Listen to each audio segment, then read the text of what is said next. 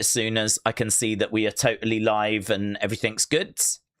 Looks like it's just having a few moments struggle to connect, but there we go. So let's go over and have a look at the breakdown of the episodes. So let's go here. Here you can see we have got the preview, the full preview for this week's show. Not loads that they've got kind of previewed, but what they do have previewed is quite interesting. So Kendal Gray is going to be defending the championship against Natalya. Now, I'm really looking forward to this because Natalya is obviously a fantastic wrestler. She absolutely knows wrestling inside and out. It's in her blood. So she can always get in there and have a good match with someone. I'm looking forward to seeing what she can do with Kendal. Kendal, to me, is a little bit of a firecracker. She's very exciting. She's very crisp in her work. She's got a couple of moves and a couple of spots that she likes to do, which I think obviously look really, really good. How is she going to do mixing it up in there with someone like Natalya, who I think can slow it down and can frustrate at times? I'm really interested to see how this is going to blend. I'm really interested. I mean, I don't think Nattie wins.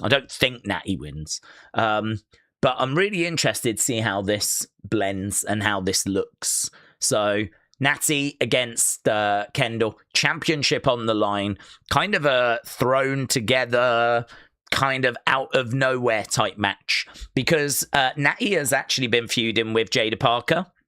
So, I obviously was not around last week.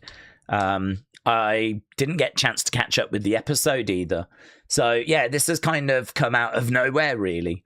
So, I don't expect a new champ, but it'll be interesting.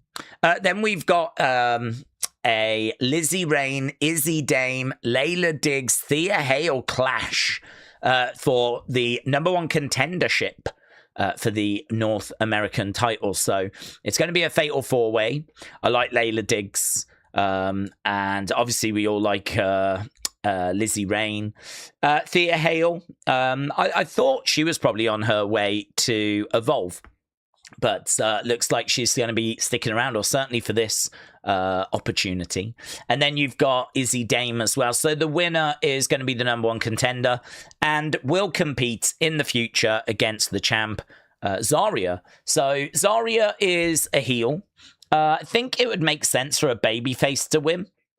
I don't know what Layla Diggs is. I mean, she's been a face, she's been a heel. I think they're treating her more like a heel on NXT.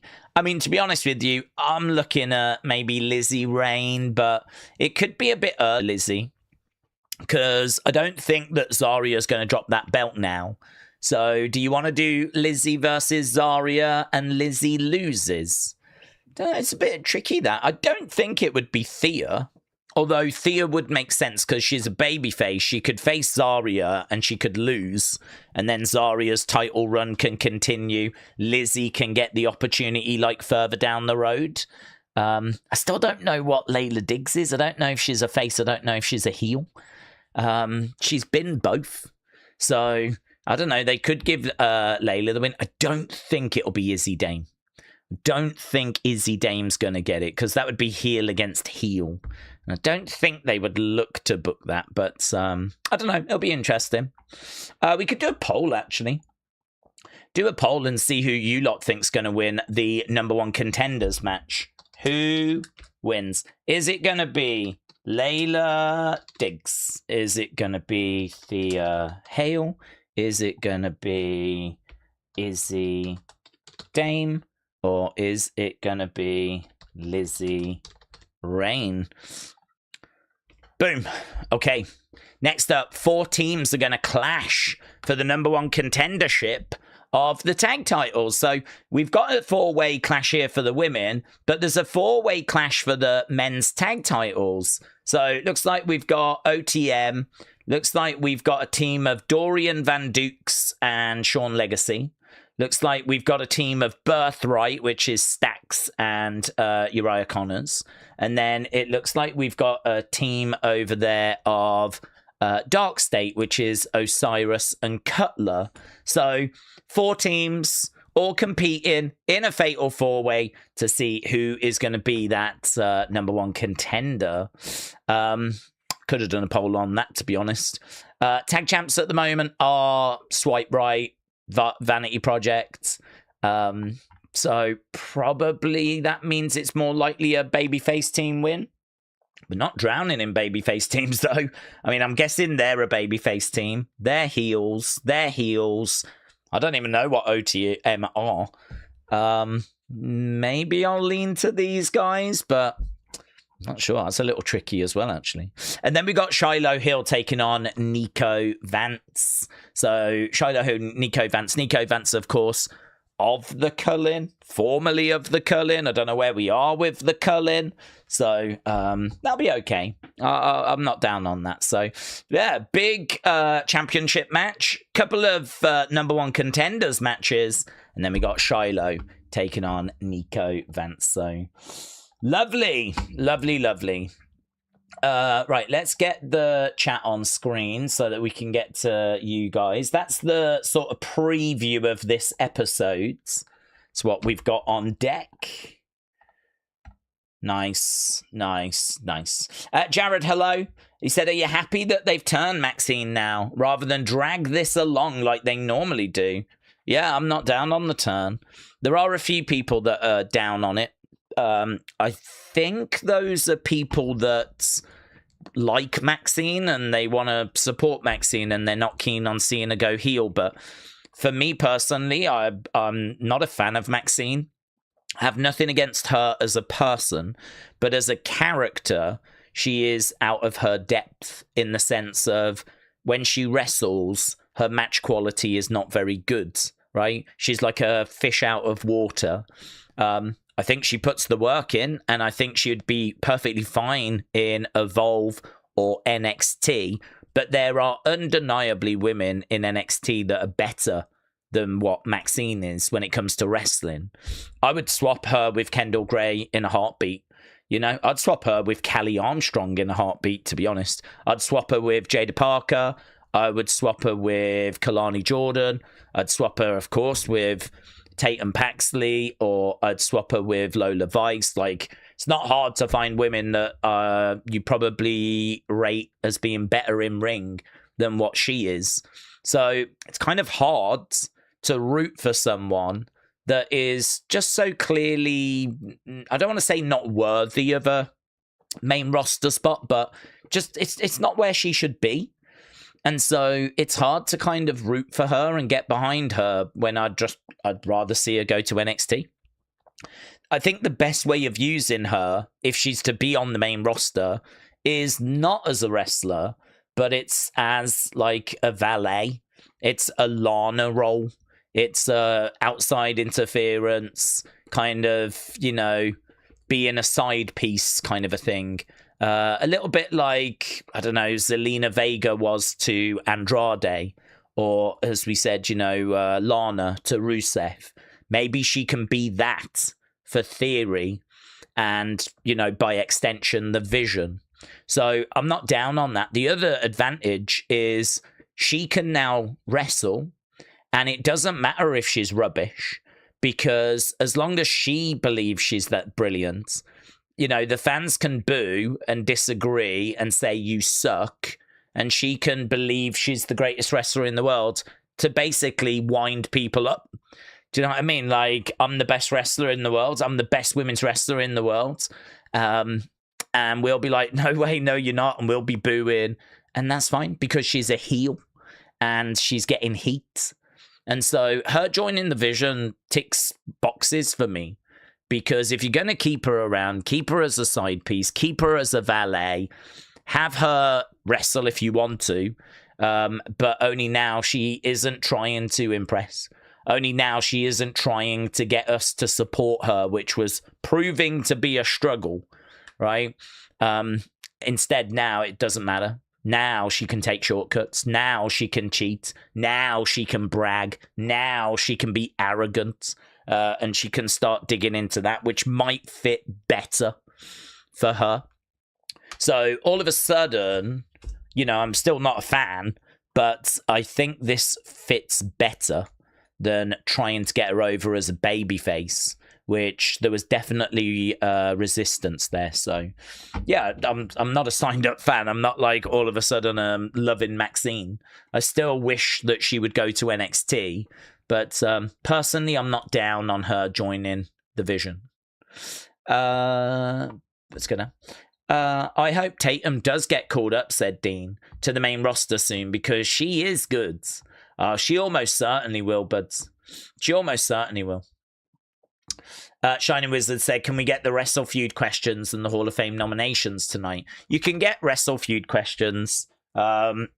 Nominations, I'm not sure they'll go up tonight. But we can do Wrestle Feud questions. In fact, I've got 3. Which is why they're not up yet, because I couldn't think of a 4th. So if you've got any suggestions for Wrestle Feud questions, feel free to put them in. What I might do actually is a Q&A thing, and I'll go Wrestle Feud questions. You know the kind of things we like. It's kind of like best opening match in SummerSlam history. What was the most shocking title change?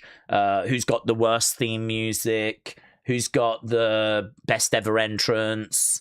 Who's got the best ring gear? Who's got the what is the silliest? That might be all right, actually. What's the silliest wrestling name? I might go with that.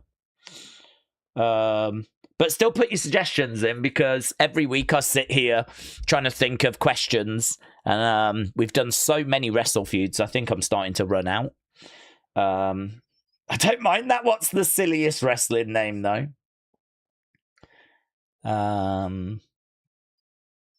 Okay, I'm going to go with that, but still put your suggestions in, because I'm going to need help for next week and the week after and the week after. Let me put them into the form. Okay. I need to clear the previous responses. Let's delete that, delete that, delete that, delete that. Okay.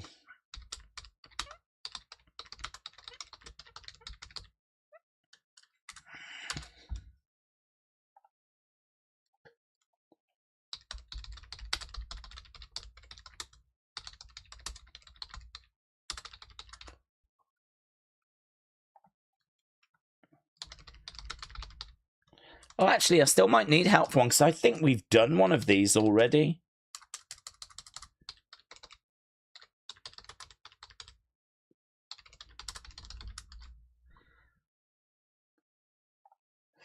Yeah, I think we might have already done one of these that I've got. Greatest Royal Rumble winner. Who has the worst main appearance? Best tribute gear. Oh, I like that one. Tyler. Best. That's a very good one. Best tribute gear. I like that one. Let's shorten that. Let's copy that. Let's put that in.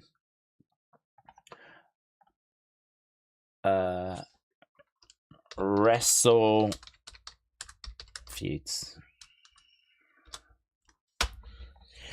So, let me just show you the questions for this week. Let's pin that. Boom. So these are the questions. So what is the best short title reign? Obviously, we've just had Sami Zayn have a short title reign. You might say that's one of the best because he got the belt. He got the belt. He had a banger when he lost it to CM Punk. He won it in a great match. He lost it in a great match. He managed to get to the title. It was a complete surprise. So, I mean, it is ticking a few boxes.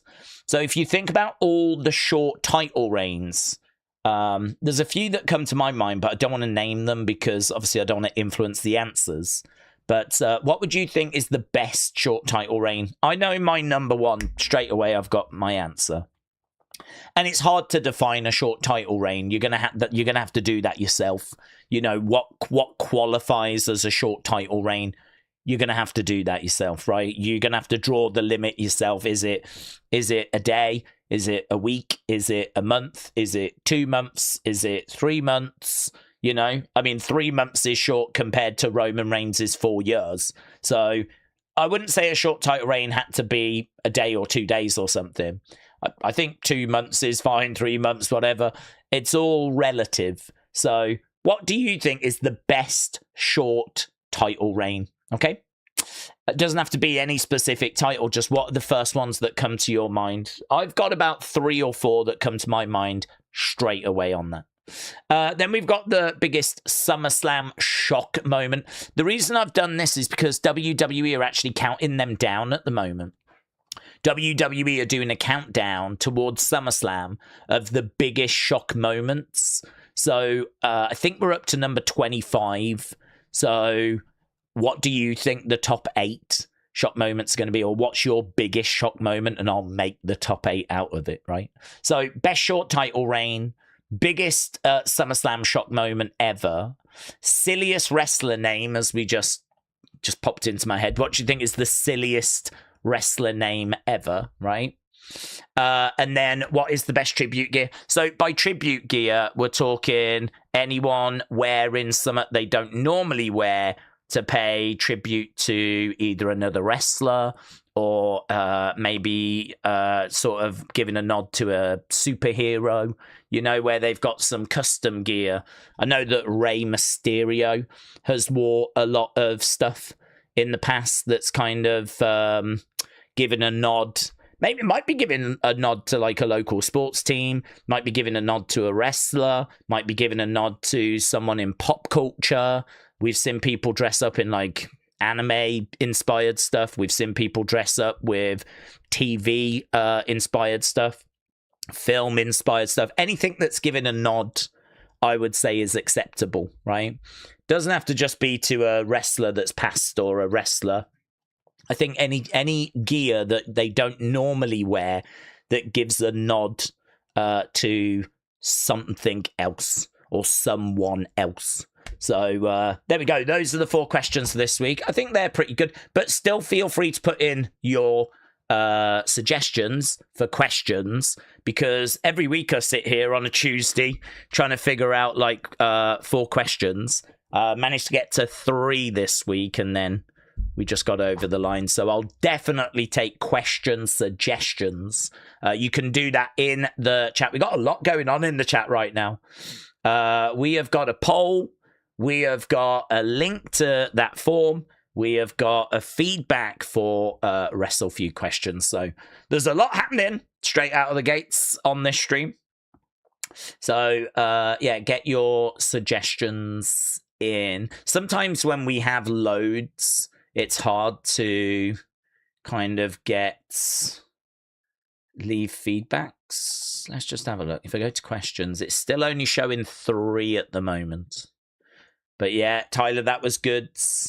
Daz, Bobby, I might still take yours for the future. Okay. Jared said, maybe it's best to turn Sammy full heel as well. Maybe. Maybe. It depends where they want to go. I mean, I think there's actually a lot of sympathy for Sammy right now. I'm not seeing too many people saying this sucks or anything along those lines. I'm seeing a lot of people being like, you know, I'm not seeing a lot of people saying like, I'm happy that the belt's off him. I'm seeing a lot of people going, I feel sorry for Sammy. So I don't know. It's so hard to read where the fans are, because Sammy comes out and gets mixed reactions. And then I look online and it's more mixed reactions. There's like excitement for Punk. There's, I don't know, man. I feel like the wrestling crowd are all over the show. I mean, I've got people getting in touch with me ranting about the fact CM Punk just walks back and gets the belts. But then I've got people ranting about what was the point in Sammy having it for that short of a time. I've got people glad that it didn't go back onto Cody. Just happy that it didn't go back onto Cody. But yeah, I don't know, man. No one seems to be happy, universally happy with much that's kind of going on at the moment. So I sort of feel like WWE's in a very tricky situation where I feel like the fan base is very fractured. I don't feel like the fan base is kind of united behind one direction. I think most people would like something new. I think even if you're a Cody fan, you're all right, because I ain't got an issue with Cody. Cody doesn't bother me like it seems to bother many of you. So I'm all right with Cody getting the belt back. I don't mind Cody, but even as someone that doesn't mind Cody, I don't need him to have the belt. It's okay to try something new. And I feel like that's probably the best way forward. I feel like it's probably time, because there's a lot of arguing about who should be champion. Some people saying it should have been with Sami. Some people saying they're burying Gunther. Why haven't they pulled the trigger on Gunther? Some people saying Punk's the right person. Other people saying Punk's the wrong person. It seems very fractured, that actually maybe the best thing to do is just get the belt on Oba. Do you know what I mean? Or just do that. I'm not saying that it should be Oba, but just someone new. You know, get the belt on someone new. But to be honest, I mean, even if you put it on Oba, you might get people saying it's too soon. You might get people saying he should have beaten Roman rather than Punk. You might have people saying, I don't know. It just seems very fractured at the moment. I think it feels like everyone has got their own ideas as to where they want things to go, and I'm not convinced that we're all on the same page with that. So I'm pretty chilled as to what they do, to be honest. I mean, Sami had it, and that was great. I was not down on that. You know, maybe I would have liked him to have got it when the reactions for him were a bit better, but that's only a minor grumble. And then CM Punk's come back and won it in Chicago. I thought that was pretty exciting for Raw, and I'm okay with that. CM Punk, I thought, was actually a good champion earlier this year. I felt sorry for Punk that he didn't keep that title at WrestleMania, but then he did go away after. I actually would have liked Punk to have won, because he finally gets to the night 2 main event of WrestleMania, somewhere that Roman has been for a long time, and then fall short. But then you look at what happens after, and what happens after is Roman reunites the bloodline, and CM Punk goes away. So, I mean, they did what they had to do. It was obviously the right thing to do to have Roman win. But yeah, I was kind of hoping that CM Punk would win that night 2 WrestleMania main event. But now he's just come swanning back a few months later and immediately picked up a championship. So I didn't mind his run as champion earlier this year. So I'm not down on him having another run with it right now. Corey said, I was working at Best Buy today and I was back in the warehouse and someone said hot trash coming through. I said that was my nickname in HS. Corey, hope you're doing well, but I don't want to read out some of these answers people are putting. If you've got some answers, fire it into the form. WrestleFeud, we're always looking for responses and answers. For those of you that don't know, that actually forms the basis to a game that we play on the members side. Many of you here are members. So I am tempted to actually make some of those old WrestleFeuds available for people to watch because they're good. Some of the games are so fun. There's been some brilliant episodes that I don't want to say are lost to time because they're all available for members to go back and watch. But there has been a lot of really, really fun episodes. Really some banging games. So I'm not sure. I don't know what we do with all of that stuff. I was trying to make little shorts, but it turned out it was a nightmare to edit them. It took ages. I managed to get one done, and it took me flipping forever. It took like a whole evening to get it edited. So that was the problem there. So I'm not sure what to do with it, but that's what it forms. So yeah, click on the link, and it will take you over to this form right here. You can see we've had 7 responses. Obviously, we need more than that. And these are the questions. So click on the link and leave your answers there. Okay. Connor said, Daze, CM Punk's expected to be on SmackDown on Friday. Maybe Cody comes out, walks to the ring. We probably get CM Punk and Cody face-to-face on SmackDown. I would think so. Do we like Sami rejoining the Bloodline? Would I like him rejoining the Bloodline?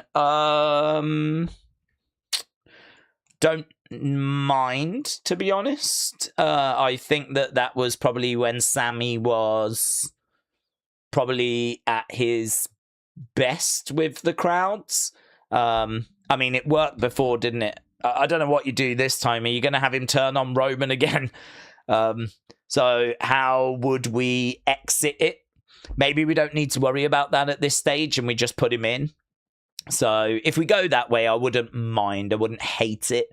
But equally, I suppose in a way it's a little bit like, is there really nothing else we can do? That's really the only best option you can come up with, is to put him back into the bloodline. I mean, I do think WWE are in a situation here where a lot of stuff is just not working for them. I think there's a lot of stuff that's just not clicking. And so they're in a situation where they've got to just, go back to stuff that did work. So, we've got Bloodline and we've got Uriah as champion and we've got Liv as champion and we're doing a big EO championship match. We're doing Roman against Seth, Ober Brock that we did at WrestleMania in Hell in a Cell is an absolute no-brainer. So, we've got rid of the MFTs. I thought we had got rid of the Vision, but looks like there's changes to the Vision. Looks like the Vision is evolving because, at least it's getting more interesting. Maxine has joined. Heyman seems to be a bit off with them. So whatever's happening there is at least engaging. So, I don't know, perhaps Sami is going to find his way back to the bloodline, but I could understand if people are like, really? There really is nothing else we can do with him. That's what we're going to do, is it? But I think WWE tried a lot of stuff, didn't get results, found themselves in a bit of a hole. We spent most of last year complaining. We've spent part of this year complaining. I mean, there does come a point where you do need to just get results. There does come a point where it's a little bit like in a football match. In a football match, you want to play great football and you want to score loads of goals and everything. But look at England the other day. There comes a point where you just have to dig in. There comes a point where you just have to throw on a load of defenders and just do whatever you've got to do to survive. And WWE, honestly, might be at the point where they've tried a lot of really fancy stuff.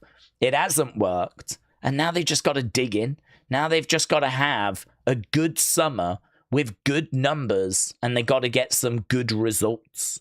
And if it means going back to the bloodline, then we go back to the bloodline. If it means Roman against Seth, then we do Roman Seth. If it means that we put a belt on CM Punk, we put a belt on CM Punk. If it means putting the belt on Rhea and putting the other belt on Liv rather than Jade and Stephanie, then we will do that. If it means not really pushing the young talent like we were last year, really trying to get Bronson Reed through, really trying to get Stephanie through, really trying to get Bron Breakker through, really trying to, work Tiffany in and Jade, and the list goes on, right? If we've got to sort of slow that down or turn that down a little bit this year, so be it. So be it. So, there is a point, there is always going to come a point where you've got to just do what you got to do to get good ratings and get good results. And maybe WWE have hit that point, which is why I'm not down on it. It's why I'm not like, I can't believe it. I can't believe they're not doing anything original. We're just right back where we were a few years ago. Yeah, because guess what? We tried some stuff and it didn't work. So now we've got to just get some results. We got to get ourselves a foundation that we can build on. We got to, kind of stabilize the ship. We were on soft ground. We need to get onto something a bit firmer. So who knows where this can take us? We could be putting pieces in place for, as we said, Roman Rock next year. And maybe this bloodline stuff will take us to that. Not sure. But, yeah, I'm all right with where we are with WWE at the moment. I feel like we are on stronger ground. When it comes to the lineage of the champions, would Cody be considered one of the most disappointing? Why were Cena, Bryan, Punk's reigns all more interesting, said King Gamer? I think it would be seen as disappointing because the opponents that he had were not really strong enough. I don't think we have great heels. This, for me, is what it comes down to. We don't have a long list of really good, interesting heels for Cody to compete against. And so without that, we're struggling. You know, Cody needs to have heels that he can be fed. So if you think about, like, you know, Hogan and all the people that he would be battling against, they would literally be building up heels just to feed to Hogan. With Cody, I mean, who was he facing? Is, you know, obviously faced to Kevin Owens, that a lot of people thought was justified with what he was saying. Exactly the same with Drew McIntyre. He's faced Solo Sikoa. There was a big feud, wasn't there, at SummerSlam? Obviously, last year he was doing a fair bit with Cena. And so he faced him at WrestleMania, lost the belt, got it back at SummerSlam. I just sort of feel like you are defined by your great feuds, and I think he's probably had I think you could say he had a great feud with Kevin Owens, but there was a lot of people that were on Kevin's side, right? I think he probably had a great feud with Drew McIntyre, but again, there was a lot of people that were on Drew's side. I wouldn't say his feud with John Cena was great. I really wouldn't. I wouldn't say that what we did last year with Cena was great, but it was significant, shall we say, but I don't think it was great. But that's what it comes down to. Where are the heels? Where are the great feuds? Where are the memorable moments? And I don't blame Cody for this. This is why Cody is, you know, all right in my book. I think Cody is actually the kind of person WWE loves, because he is a yes man. He is someone that, what do you need me to do? I'll do it. And, you know, WWE love those people that are just willing to do, you know, what they're told. He's like, you know, do you need me to go into media? What do you need me to do? I'm here. Let's go. You know, he does his podcast, of course. He's doing loads of media. He does charity work. I mean, as Triple H said, he's like first in, last out. He's, you know, he's born for this. This is what he's always dreamed of, is being WWE champion and carrying the weight of that. He, to me, is doing his job. You tell him what he needs to do, and he does it. But if you're not going to give him good creative, if you're not going to give him loads of great heels to work with, and if you're not going to set him up like really fun moments that we can all remember and go, well, that was amazing. I mean, his best moment for me is with The Rock, but he wasn't champion at that point. I mean, when he's getting whipped in the rain by The Rock, that's all leading up to WrestleMania 40. He hasn't even won his first world title by that point. For me, the best stuff they've had him doing was when he was trying to finish the story. And actually, once he finished the story, the stuff that came after, I didn't think was as good. I mean, you might say him brawling with Kevin Owens after one of the shows and the fans were capturing the footage. You know, that was a nice little thing. I don't think it was as good as when The Rock was whipping him in the rain. But, you know, that was okay. There was a bit of a home invasion thing with Drew. Wasn't that great? It was all right. But yeah, I mean, if you try and name a list of like really great, genuinely great moments since Cody has won the belt, I don't think it's a very impressive list. So again, I do kind of go back to creative and go, well, listen, it's your job to set the table for him. It's your job to, you know, give him engaging feuds and give him great moments. I mean, he can't come up with those himself. You know, he's a performer. You want performers. That's what you want. You want people that are going to do and perform what you give them. Cody is that. And so give him the stuff.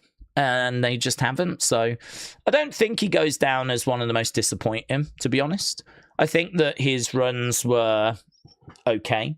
I think that, you know, he is someone that has kind of been on top and has had a few runs and it's been okay. I do think that it's a dip. I do think that it underwhelmed, considering it had to follow the bloodline, you know. But yeah, I think it was creative. Honestly, I think it's a conversation we've had quite a few times. Winford said, after everything Gable achieved with the AAA storyline, WWE have put him straight back to what he was doing before. It is just creatively bankrupt. Colin said, I could see Punk and Cody for SummerSlam. Maybe Randy coming back to cost Cody. Maybe then they continue their feud from there. That's interesting. I don't mind that at all, you know. Don't mind that at all. So actually having a Randy come back. So, you know, I wouldn't take the belt off CM Punk now because he's only just got it.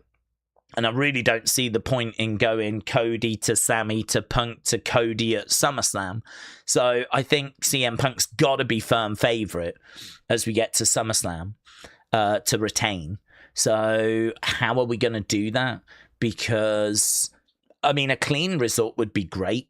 I'd totally be down for a clean result because I'm just so tired of shenanigans, but we're probably not going to do that. So Randy getting involved makes a lot of sense. We haven't seen Randy since WrestleMania. There is definitely unfinished business. And actually a Cody Randy story as we come out of SummerSlam is obviously exciting, and hopefully we can tell the story we wanted to tell.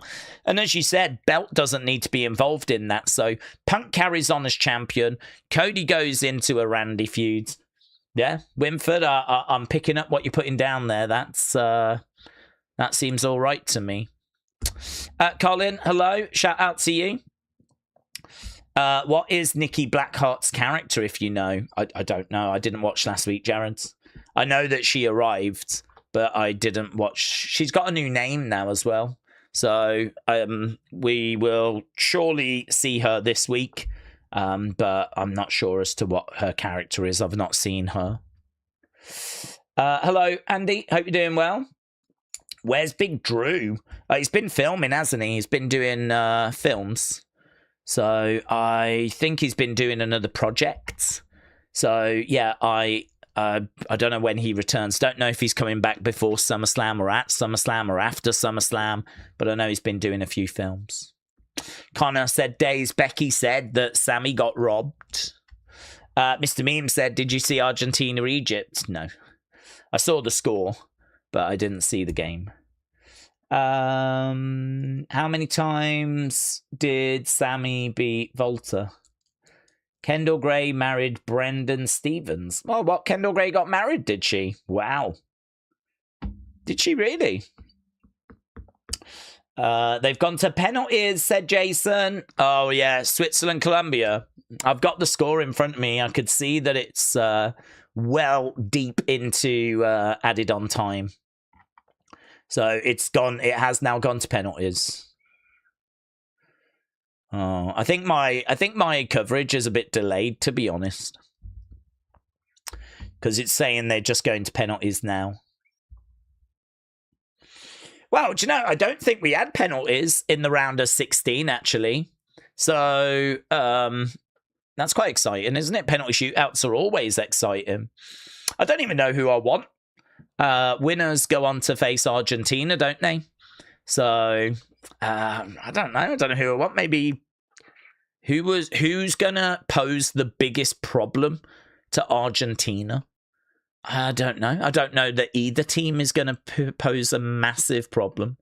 I'd expect Argentina to be firm favourite against either of these teams. So I don't know who I want. I don't know who would be a bigger problem for Argentina, because ideally I'd like Argentina to get knocked out. Who's gonna be better at doing that? I don't know. Maybe Switzerland? Defensively, are they better? Maybe they could take it to penalties. Don't know. Well, we'll see. Daze Drew is filming the new Highlander, says Abram. Bones, hello. Hope you're doing well. Miguel said England, France, Spain are a threat to Argentina. They are, but Argentina are a threat to England, France, and Spain as well. Obviously, it's only going to be France or Spain, one of them, that will get to the final. Probably France. Although, honestly, I do think France-Spain is a hell of a game. Spain haven't conceded a goal, I don't think. So it would be like the best attack in the World Cup, which is definitely France, taking on the best defense at the World Cup, which I would say is Spain. So who wins that? I mean, it could find its way going to penalties. France, Spain. I don't know, man. I don't know. I think it would be. It's worthy of being a World Cup final, isn't it? France versus Spain, and we could be very, very close to getting that in the semi-finals. I don't know if England get past Norway. I am not looking past Norway. You can't look past Norway. They just dumped out Brazil. So, I don't know. It could be the team. I do think Argentina, by the looks of it, are going to make it. So, France, Spain, Argentina. I really do want to say England. They are favourites. But Haaland is just an X factor, isn't he? He's just an X factor. I mean, you just don't know. Don't know, man. It's getting good. It's getting tasty. Don, hello. How do we feel about Sheamus leaving? He deserved a final send off. Yeah, I think that we kind of covered it yesterday, to be honest. So I don't want to go over too much similar ground. But for me, I think that Sheamus. They offered him a new contract, which was great. So they gave him a new contract.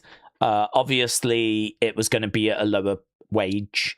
And he's decided to turn that down. Whether there was some negotiating that could have been done there, I don't know. I mean, maybe not. So I'm not sure on that regard. There's no word as to what the numbers were, like what he was being paid compared to what he was being offered. We don't know that detail, so I don't know how offensive the offer was. Bottom line is, yeah, I mean, it's a shame that we couldn't find a way of doing a goodbye.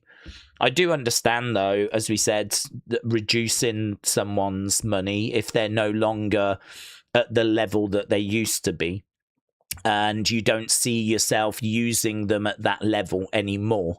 And we see it in other sports. I mean, we were talking yesterday about football, about how there's a lot of big names that kind of go to lower leagues.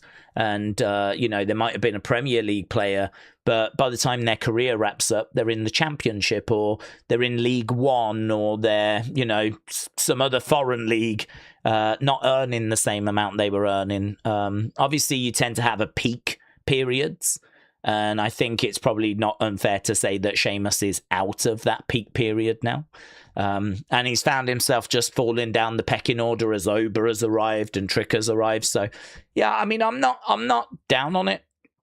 I can't speak on numbers though, and I definitely think there should have been a goodbye. I don't like how cold that is. So I don't know, it might be something WWE need to sit down and have a look at, because it just generates bad will and just generates like negativity.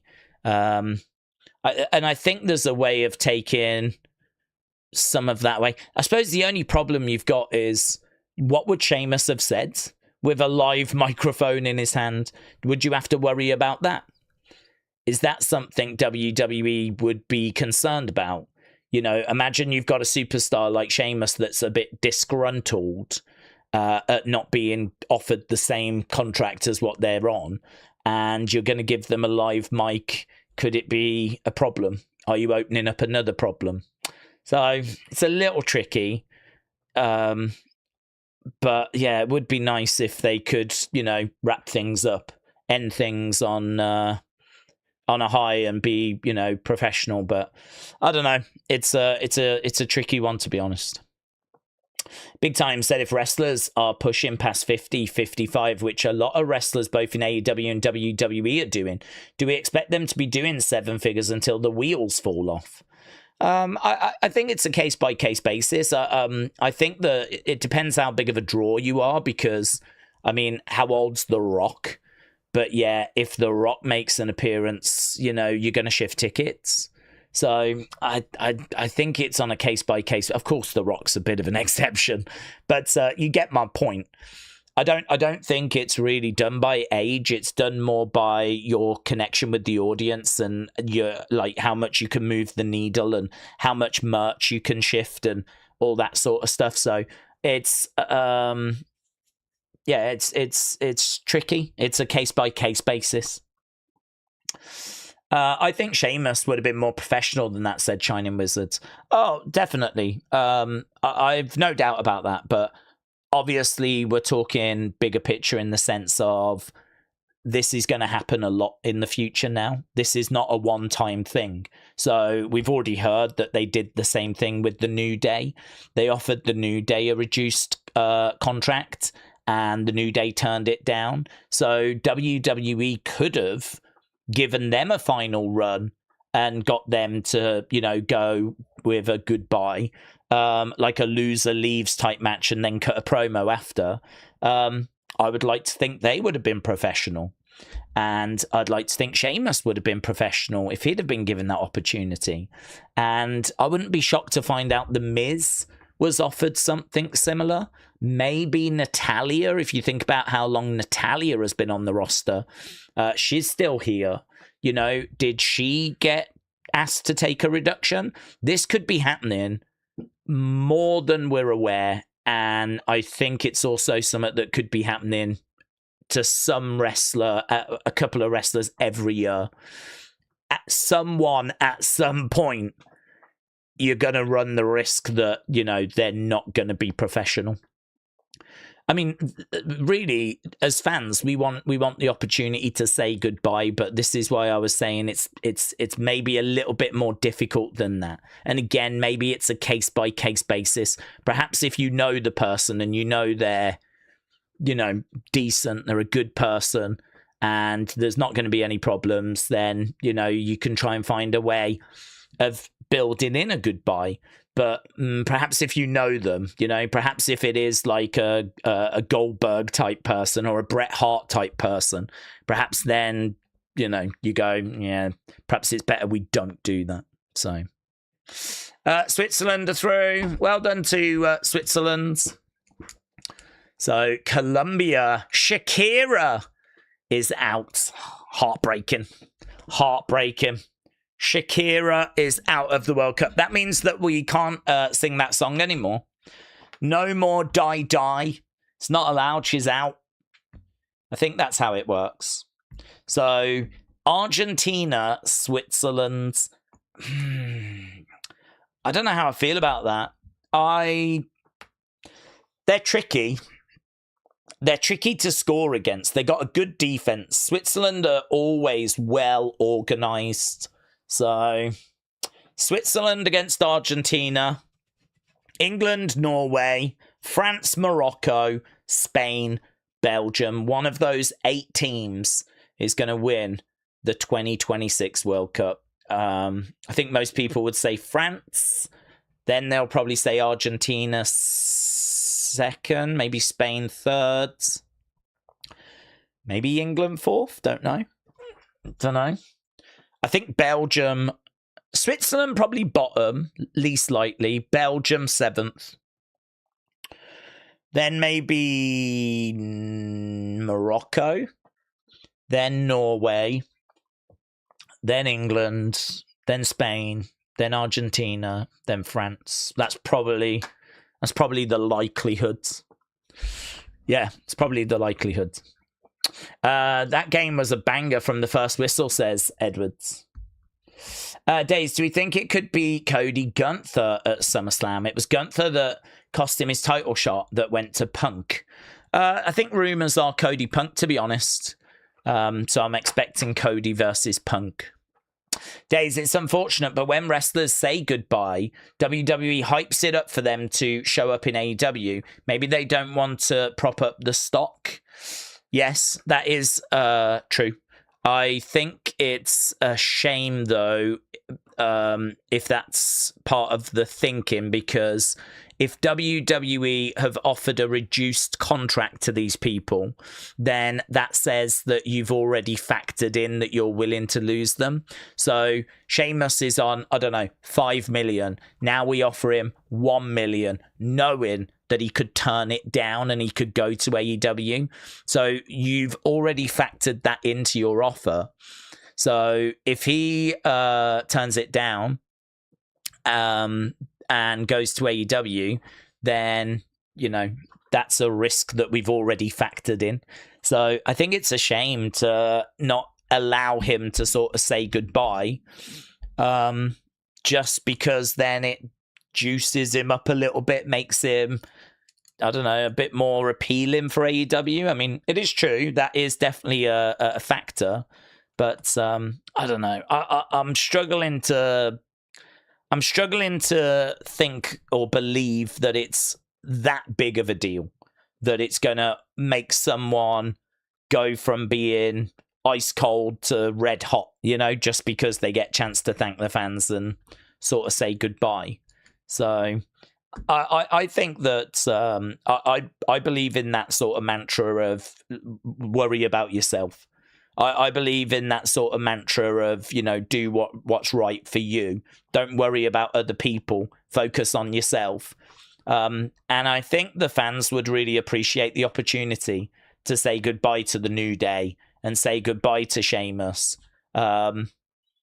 And I think it's right that you give the fans the opportunity to do that. And I think it's right that you give the superstars the opportunity to do that. That's the thing that doesn't sit right with me. Is I can understand the new contract and it not being as much money. I really get it. That's not a problem for me. I don't know the numbers. Perhaps if I saw the numbers, I'd feel different, right? If you're going from 5 million a year to 350,000, we might be like, is there nothing you could have given them in between, right? Who's going to accept that? So I could understand, you know, that. But to be honest, 350,000 is still a lot of money. But whatever. But yeah, it's the not getting chance to say goodbye, isn't it? That I think fans just find very cold, very unsatisfying. You know, we're kind of made to care about these people because obviously WWE wants us to, because these people are meant to sell tickets, meant to sell merch. We're meant to care about Sheamus. We're meant to care about the New Day because they want us to. And so it's so cold when WWE goes, yeah, they're gone now. And we don't get a chance to say goodbye and like celebrate what they've achieved. So I get it. Double-edged swords. Business is business. I do understand, but I think it's a shame that we can't have that moment and celebrate because I don't think it's going to make a massive difference. AEW, I would love Sheamus in AEW. There's so many dream matches like Okada, Mark Davis, Takeshita, says Tyler. Bloodsport Nattie is more of a volunteer than an active on the WWE roster in comparison to her mentoring in LFG. Wyatt said, Daze Layla is already better than Izzi, and she's only just got there. What do we think the issue is with Izzi? I think her wrestling is okay. I don't find her wrestling to be embarrassing. There's maybe areas she can tighten up with on that. I genuinely, looking at her promo, I think she struggles with nerves. I think she's quite a nervous performer. And I think that is an issue because that is a hard thing to overcome. The only way you overcome it is with experience and getting comfortable. And that can take time. So if you look at her promo, when she cuts a promo in the ring, you can see her hand sort of shaking, right? I don't mean nervous as in, oh, I'm a bit nervous. I mean nervous as in, do you know what I mean? Like full-blown panic attacks. I would not be shocked to find out she has like panic attacks backstage and stuff like this because you watch her holding a microphone, she's sort of, her hand is sort of shaking, right? And you can tell from just her delivery with her promos that she just wants to get it over. That is the vibe that she gives. She very much gives that vibe of, you know, she'll go out and she's like, blah, blah, blah, blah, blah, blah. She's, and in all fairness to her, you can see she's trying to perform it. She's not just like blah blah blah blah blah blah blah blah blah blah blah blah blah blah. She will deliver the lines and she'll be like, "Oh, you said this. Well, I remember you saying that." And you know, she is kind of trying to get a bit of a performance that's in there. But the problem is, there's not much like pausing. There's not much letting things breathe. There's zero interacting with the crowd. You know, the crowd can be chanting, "You suck," stuff like that. Blah, blah, blah, blah, blah, blah, blah. She just talks straight over the top of them. And, you know, she will not stop and interact with them because that is not in the plan. And this is a problem for her when she does her promos. I think it really comes across as nerves. And I feel sorry for her because that's a hard thing to overcome. You've just got to keep doing it and you've just got to get comfortable with it. And I hope that they're getting her out there on live shows. I mean, that would be the best thing to do. Have her go out on live shows and actually, if I'm Sean, I'm going to say to her, I want you to go out there and I want you to cut this promo, right? You're going to talk about how this place sucks. You're going to talk about how these people suck. What I want you to do is I want you to generate a reaction and I want you to interact with that reaction. And then I want you to go back to your promo. So I want you to go out there and I want you to deliver, you know, this, and I want you to get reaction and I want you to interact with the reaction. I want you to come back to the promo because I want to see you do that on TV as well. When you go out there and maybe the promo on TV has got a bit more meat to it. It's got a bit more weight to it, but, you know, learning to step out and go back into your promo and be comfortable. I think that's a very important skill, and it's not one that she possesses. And I think the reason is because of nerves. So if she's nervous performing her promos, I can only imagine that those nerves are going to be there for her wrestling. So I think that this is why, you know, she is not really catching attention.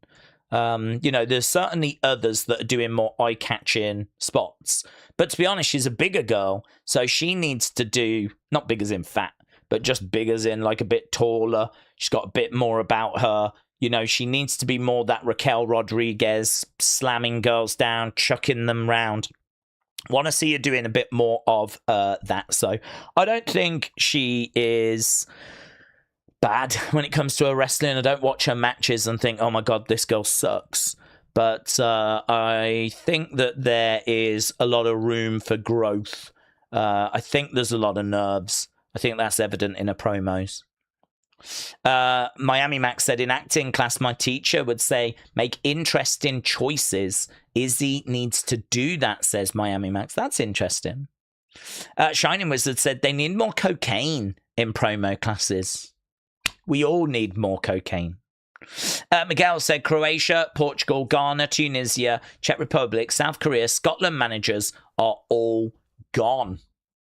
You do get this, to be honest, at the World Cup. Obviously, it's if you're an international manager, it's a cycle. So, you know, the World Cup ends and then our attention will turn to the various championships, local championships. So is it CONCACAF? We'll have a championship. UEFA obviously have got a championship, the European Championship. You got the AFCON Championship, which happens as well. And so, you know, the managers go in cycles. So this World Cup cycle, all the qualifying games, all the picking of your squad, go into the World Cup. If it doesn't result in you get into the point you hope to get to. I mean, for me personally, I think England, if they go out at the semi-final, I can sort of live with that because that's you're just one step short of the final. I think quarter-final is okay. I think it's about where I expected. Looking at the England and looking at how things could work out, we knew that Mexico game was going to be a big one. And we knew that Mexico game, if it happened, was going to be 50-50, kind of we couldn't get through it. I think before the tournament, a lot of English fans felt we could do it. But there wasn't much confidence around as we was actually, the week of the game.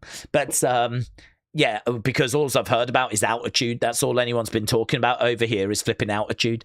So actually, looking before, we knew that Mexico game could happen and we knew it'd be 50-50. I think most English fans thought we would get past that and then we would play Brazil. It's not Brazil, it's Norway. And so England have got a chance of going through to the semi-final. They are favourites, so I mean, they've definitely got a chance.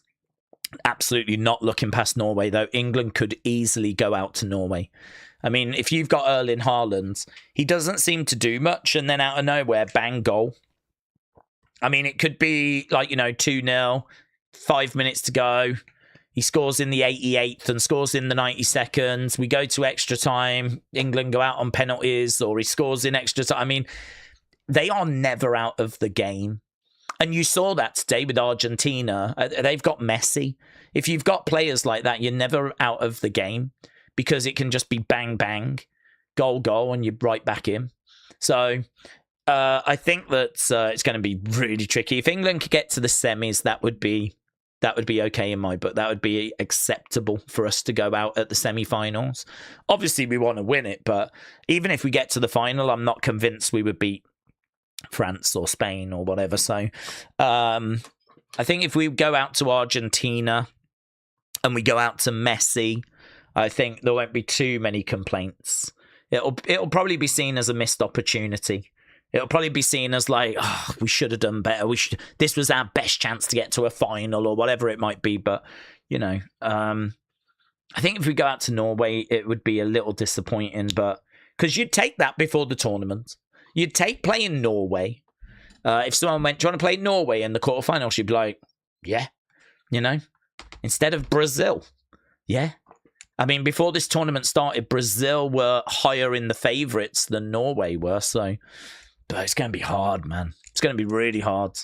So, yeah, I think you see that. You see a lot of managers go because a lot of nations don't achieve the level of success they're hoping for. A lot of nations will set themselves the target of a certain round. We want to get to this point at least. And if the manager doesn't get to that, then you do see a lot of managers going. Daze, is Sheamus under a no-compete clause, said Word Life Cena fan. I don't think so. I wouldn't think so, because his contract just expired.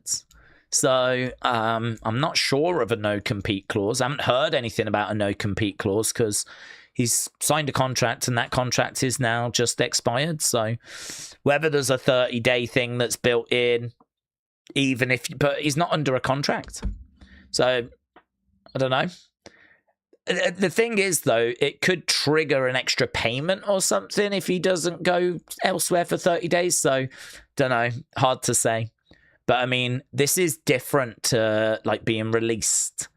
This is like your contract has now expired. So I'm thinking maybe not, but I've not heard anything on that. Russell said, Daze, maybe it's like not having too many dead people inducted into the Hall of Fame type thing. If every wrestler leaves at once, like Kofi and Sheamus and AJ and Cena and Goldberg, it might look bad for the brand. Let's break that down. I do agree everyone leaving at the same time looks bad. But they did offer Sheamus a new contract.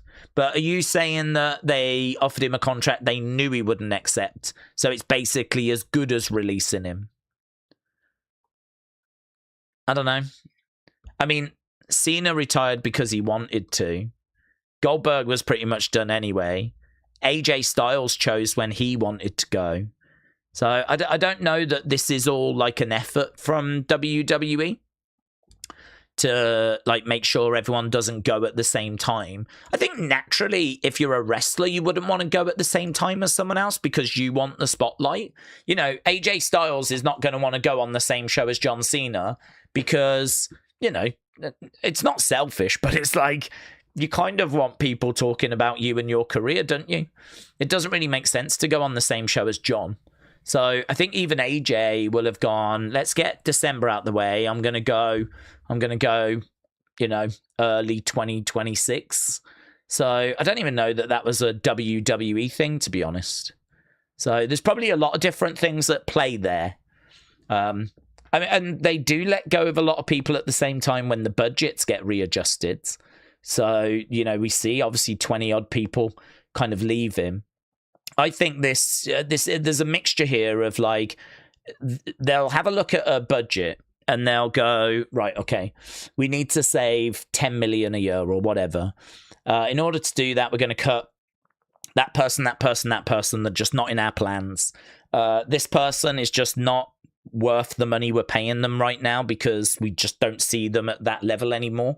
You know, if you're going to get 5 million, then I expect you to be working the majority of PLEs, and we just don't have plans for you to do that now. We've got other priorities, so we need to readjust that.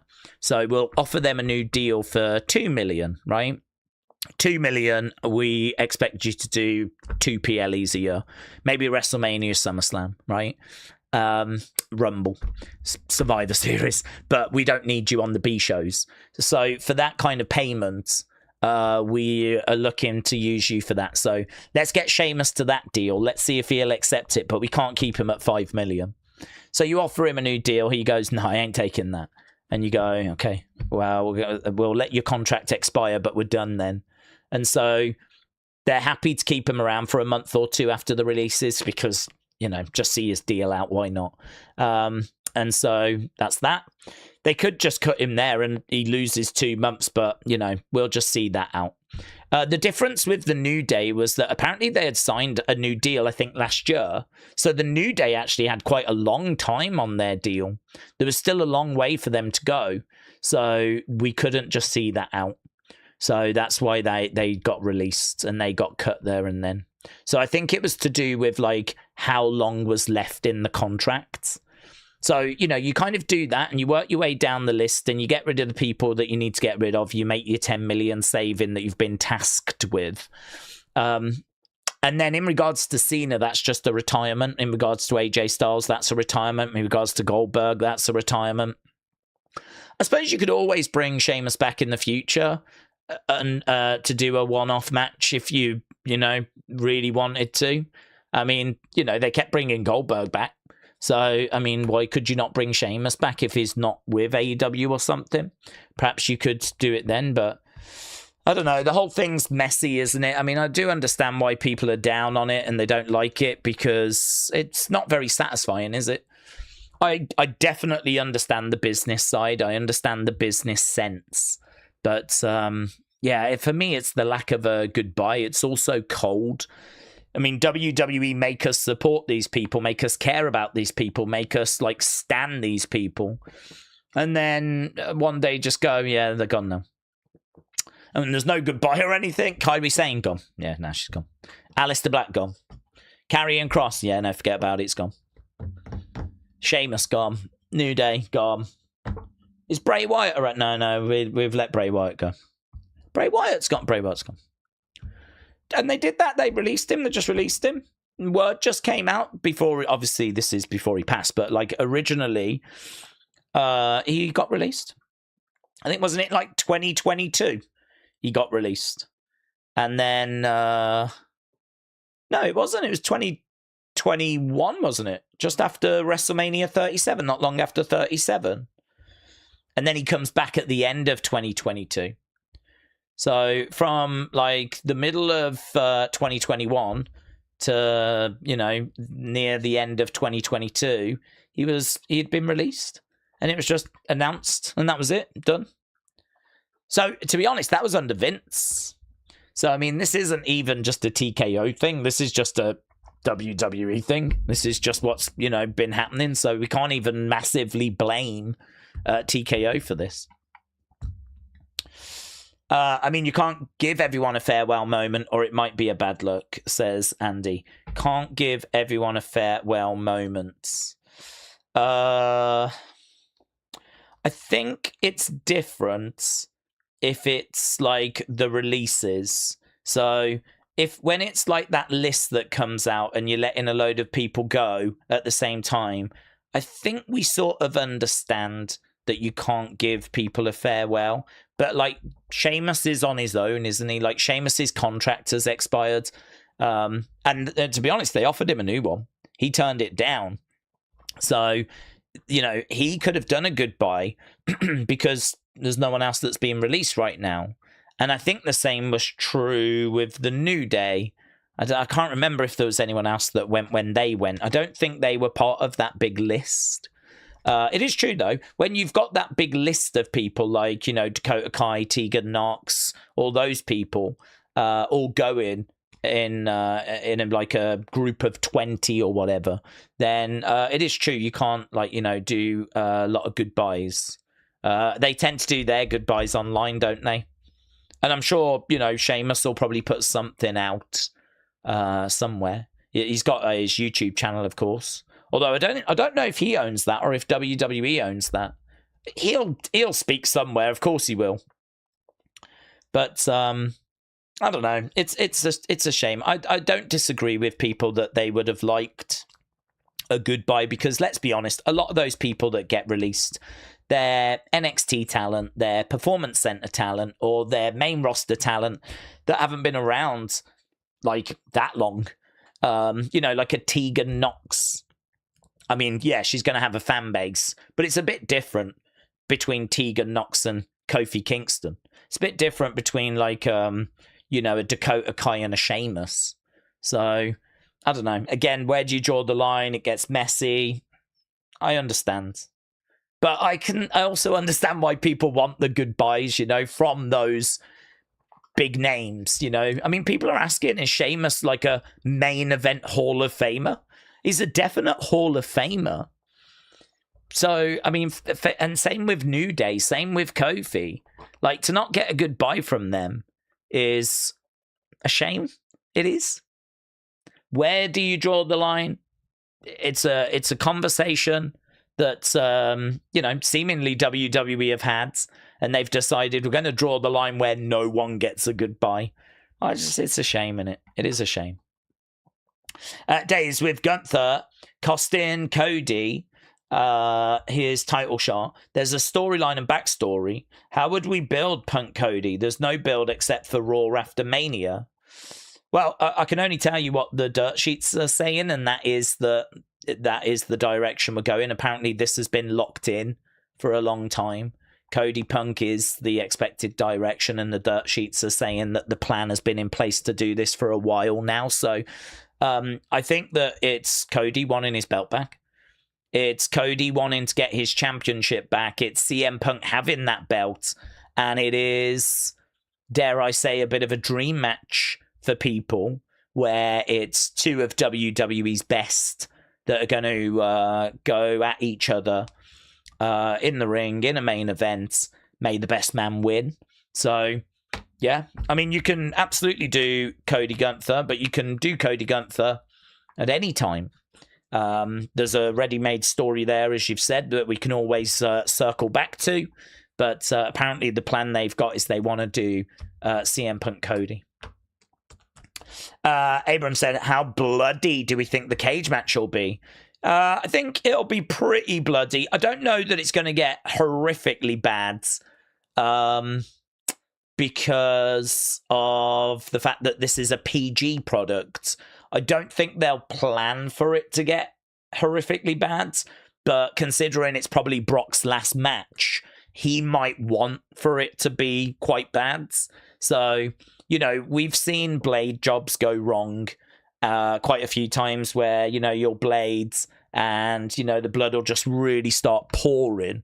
So I wouldn't be shocked if there's a blade job. I wouldn't be shocked if WWE planned for it to, you know, have a little bit of blood just to give it a little extra something. I wouldn't be shocked if actually that blade job goes wrong and actually there's a bit more blood than I think WWE would have liked. And we've seen that a few times. We've seen that a few times where blood starts coming in. I think it is actually quite a hard thing to manage. I think it's quite a hard thing to sort of be in control of. So I think there will be bloods, and I think it will be significant. I don't know that it's going to be like the most brutal match that you've ever seen type stuff. I don't know that it's rivaling what you would get in AEW, because WWE is a PG product.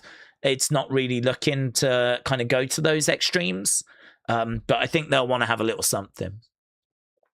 David said it's on Netflix. I don't think there'll be much bloods. Connor said there was blood during Seth and Bron Breakker. Yeah. Days, if somehow England wins, said Benito, will you promise to do an ARW Pro stream? It's bound to happen.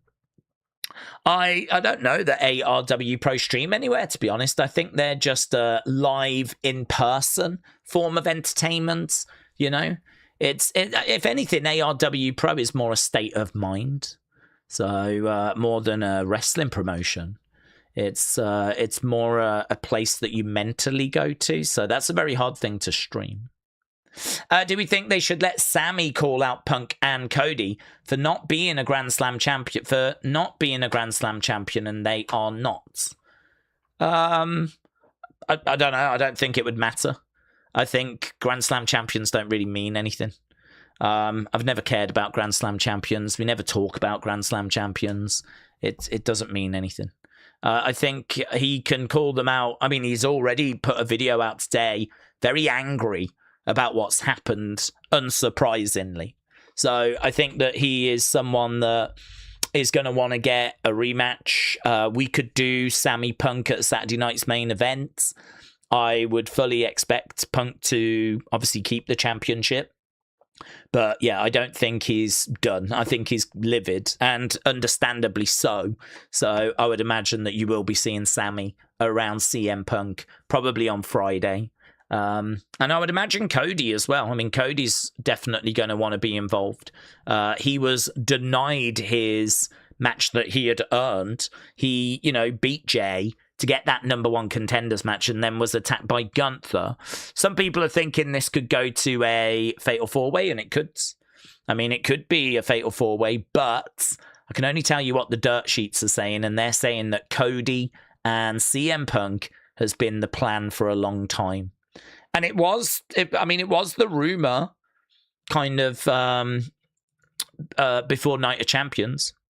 This is why I didn't see Sammy winning, because it didn't make sense with where we were meant to be going.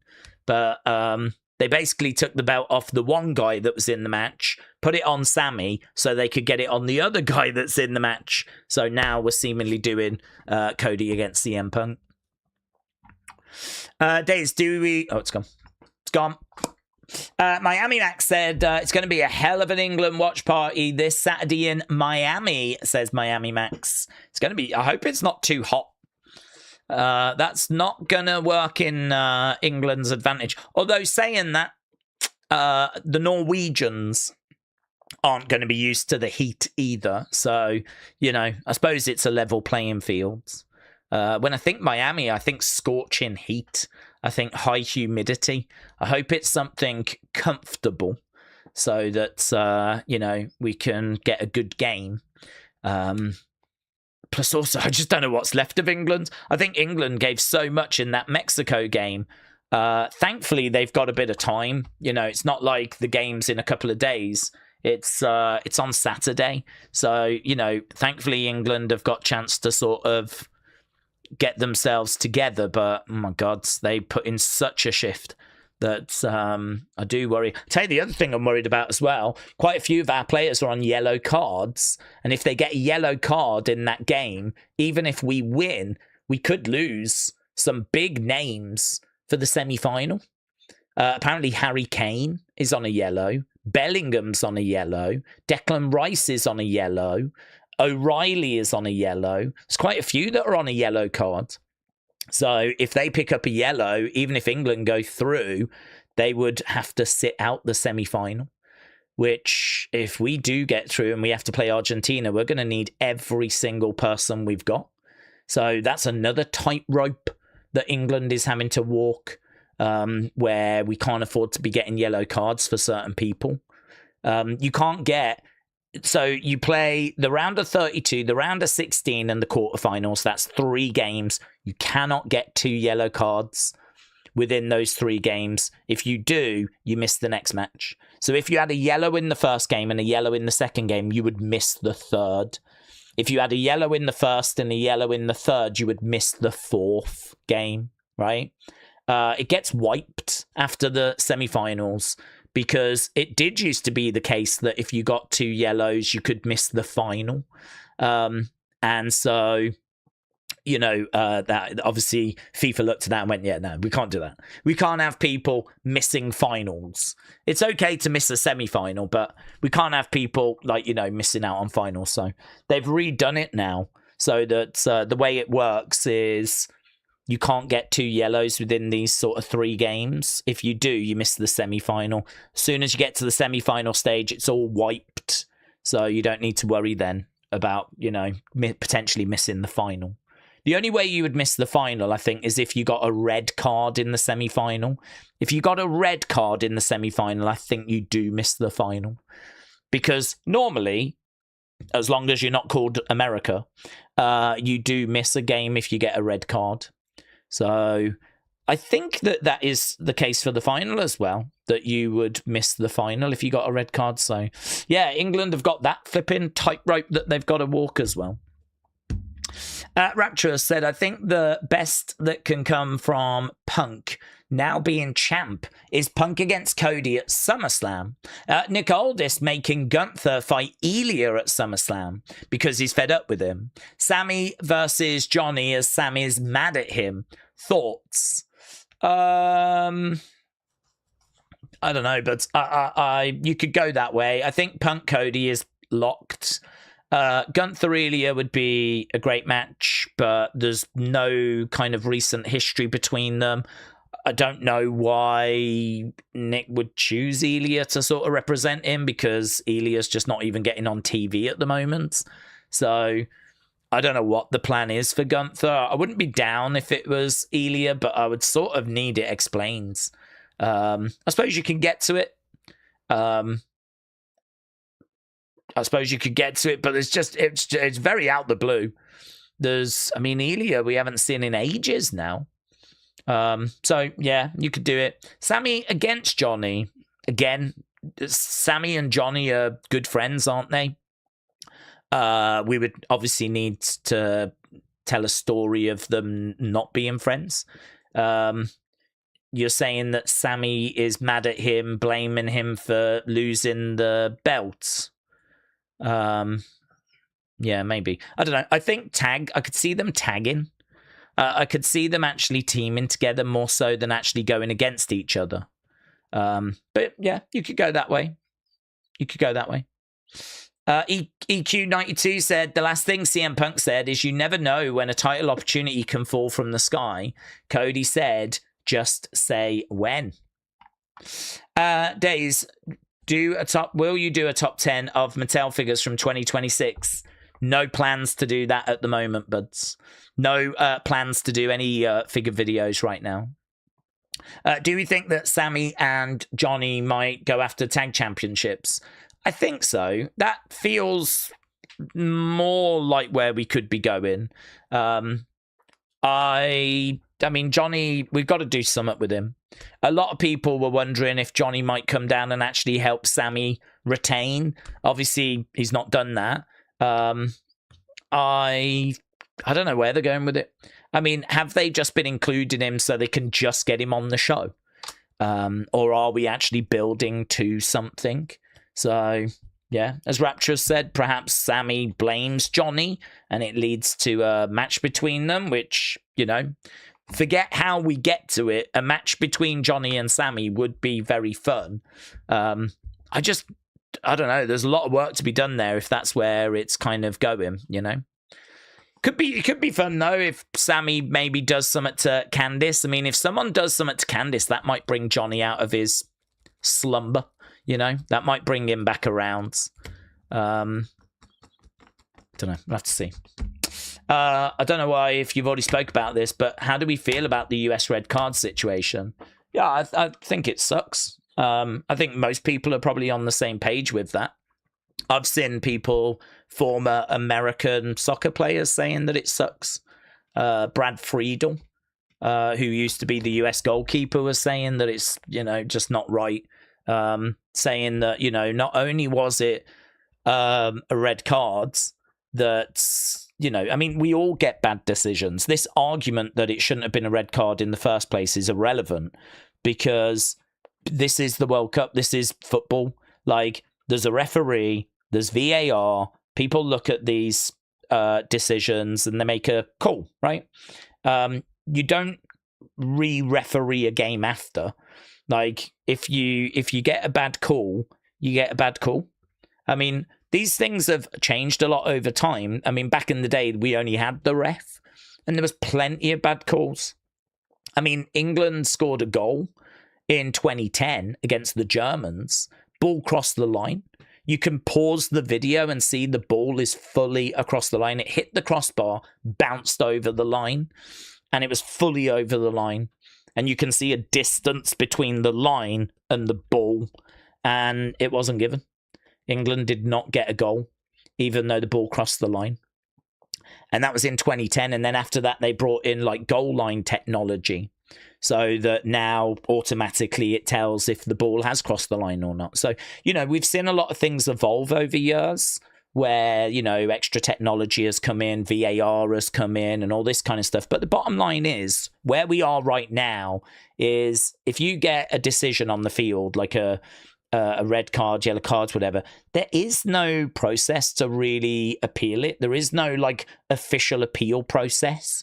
So, it's like, you got a bad call. If you disagree with the red card, it was a bad call.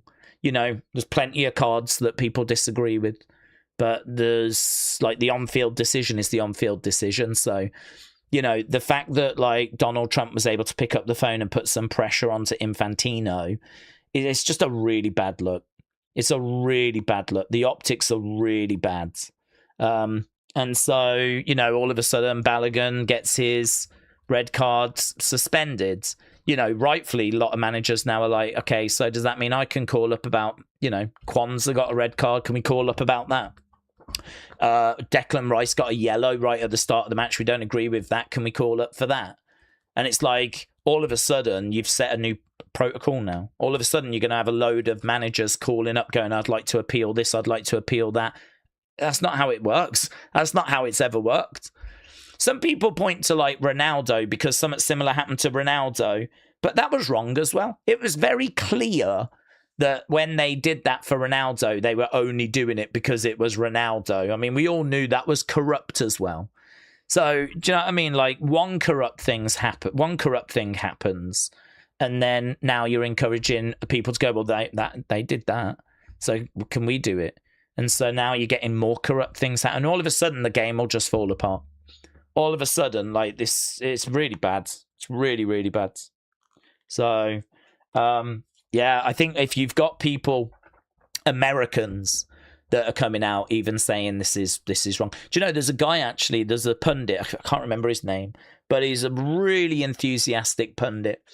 He was born in England, but he's lived a lot of his life in America, and he actually supports America, US team, rather than the English team now.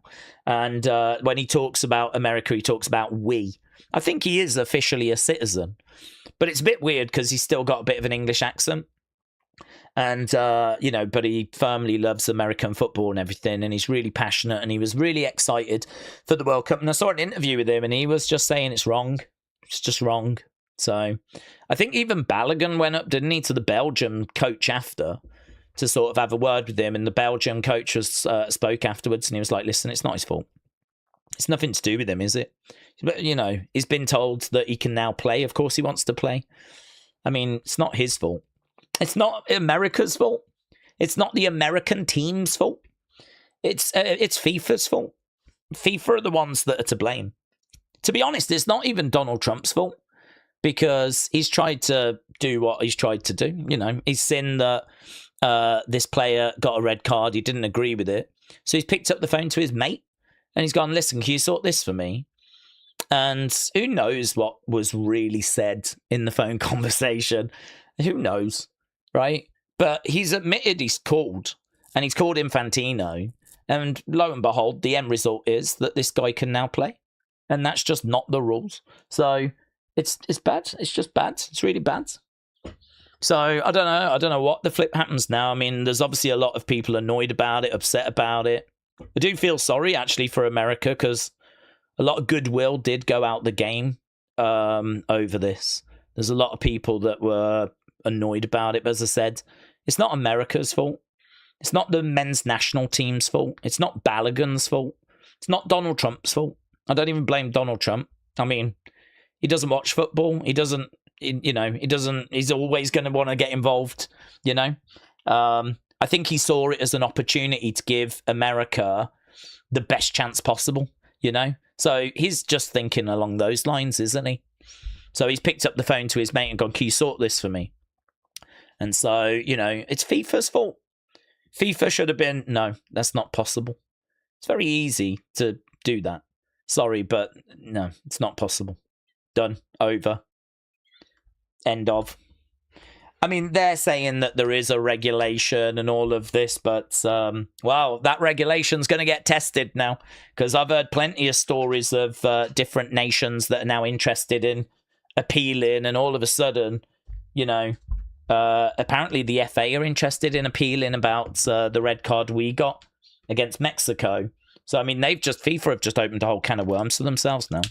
Now you're just going to get loads of appeals, and you're going to get loads of unnecessary noise that just isn't necessary, It was always widely accepted that whatever happened on the field sort of stayed on the field.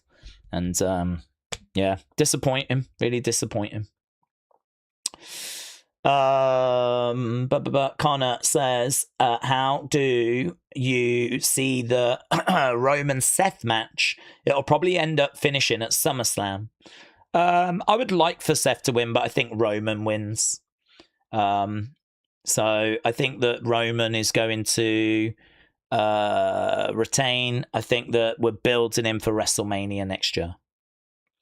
The red call was bad call, but it should have been reversed. It took 4 days to do after a phone call, said Sally. I mean, the other thing that Brad Friedel was saying was that the fact that it was like reversed a day or so before meant that Belgium had to change their plans. So obviously they were getting ready for, playing one version of the US team. And then, they've got to play a completely different one now where they've got Balogun to try and factor him. But I don't think this helped the US team either. I mean, if you look at how they played, it was probably their worst game. And I do seriously question, if you know that you haven't got a certain player and you've got to just work with what you've got, you're going to spend your training sessions getting, the plan in place, getting your team in place, getting everything sorted. Then with like a day to go, all of a sudden Balogun comes in and he can play now. I mean, that could really change your preparations as well. So, Belgium have come out and said they had extra fire in them because Balogun was now playing. So, I mean, I don't know how much it affected the results, but we can certainly sit here and say it did not help the US team. You having Balogun on that pitch didn't help. You ended up losing 4-1. So I do find myself wondering, would it have been better for everyone involved if it just, he had sat it out and you just played the game and actually, worked on what you'd been working on. So yeah, it's one of those. It's a real shame. But as I said, it's not. I don't blame America, and I don't blame Donald Trump. I don't blame Balogun. I don't blame the men's national team. I blame FIFA. Daze, at this point, why wouldn't every other world leader with their country having a red cards just call up Infantino? Well, that's what's been said. But not just red cards, yellow cards. People are like, where do you draw the line? If we can now start appealing decisions, then red cards, yellow cards, maybe goals that we don't agree with or whatever. Like I don't know. I mean, our manager made that point. He was. You could tell that he was frustrated when he got asked about it after the Mexico game. He was saying, where do we draw the line now? What can someone explain this to me? What is going on? And I think that's been the general reaction, to be honest. Like, how can you just do this during a tournament? Like, just, yeah, fine, we're just going to scrap that. But I feel sorry for Balogun as well, because, like, his name has been spoken a lot about, and I would imagine that it feels a bit awkward for him as well. Like, he wants to do what's right for the US team. It's just such a shame. Such a shame. Because this has been a brilliant tournament. And the US has been fantastic. And you think about the Scots in Boston, all the good vibes that have come out of this. And then this thing drops. And it's just kind of like soured stuff a bit. You know? I think it soured it at the end for the US. And hopefully their fans still had fun. And hopefully, you know, their fans still have enjoyed the journey and everything. But I mean, it is really regrettable, isn't it? I think we can all at least agree with that. Whether you agree with the decision or not agree with the decision, I think we can all agree with that. Sally said they've been calling Infantino. It could not happen to a better guy. Oh, what? The countries have all been calling Infantino? Yeah, I could believe that. I could believe that. I wonder if Trump called Nick Aldis to complain about Gunther, said Shining Wizards. Even the NFL said no thanks. Imagine a team preparing to face Argentina or Portugal before the game. Messi or Ronaldo had a red card, but then they're available to play. Yeah, true. It's one of those, isn't it? It's. I think when you're seeing even Americans, like, and former American players coming out going, this ain't right. I feel like a lot of us are in the same boat. I understand that a lot of American fans were just, let's get on with the game. We've got our star player back. I get it, right? But it's regrettable when it's been such a celebration, and it's been really fun. That you've just got this kind of controversial point that's kind of dropped in that feels a bit dirty, and yeah. But hey ho, it is what it is. As I said, I know where I'm putting the blame. Firmly on FIFA. As James said the other day, FIFA being corrupt. Who knew? Yeah, who knew? Who knew? How could we ever have known that FIFA was corrupt? I think they've been corrupt from the day they were formed, to be honest. What do we think about hydration breaks? I think that's a difficult one, because I think there was right to be concerned about the temperatures. And I don't actually disagree with the fact that they're doing it in all games, because I sort of feel like we don't know how hydration breaks are going to affect a game or teams.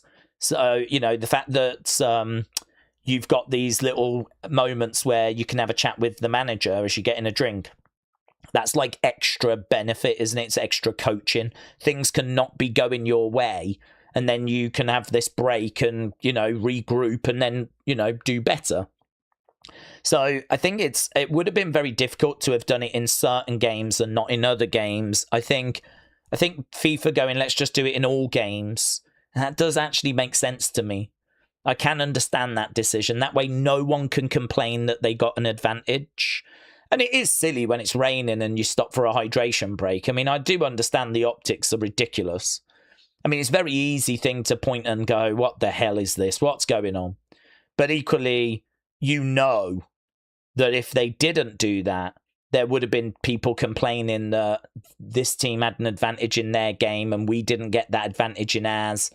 You know, blah, blah, blah, just because they got to play. And where do you draw the line?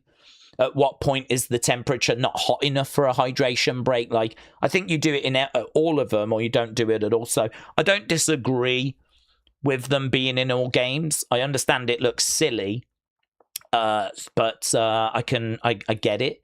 It keeps it fair. And then in regards to, is it needed? Well, I mean, I think so, because we did the Club World Cup last year, and temperatures were hot.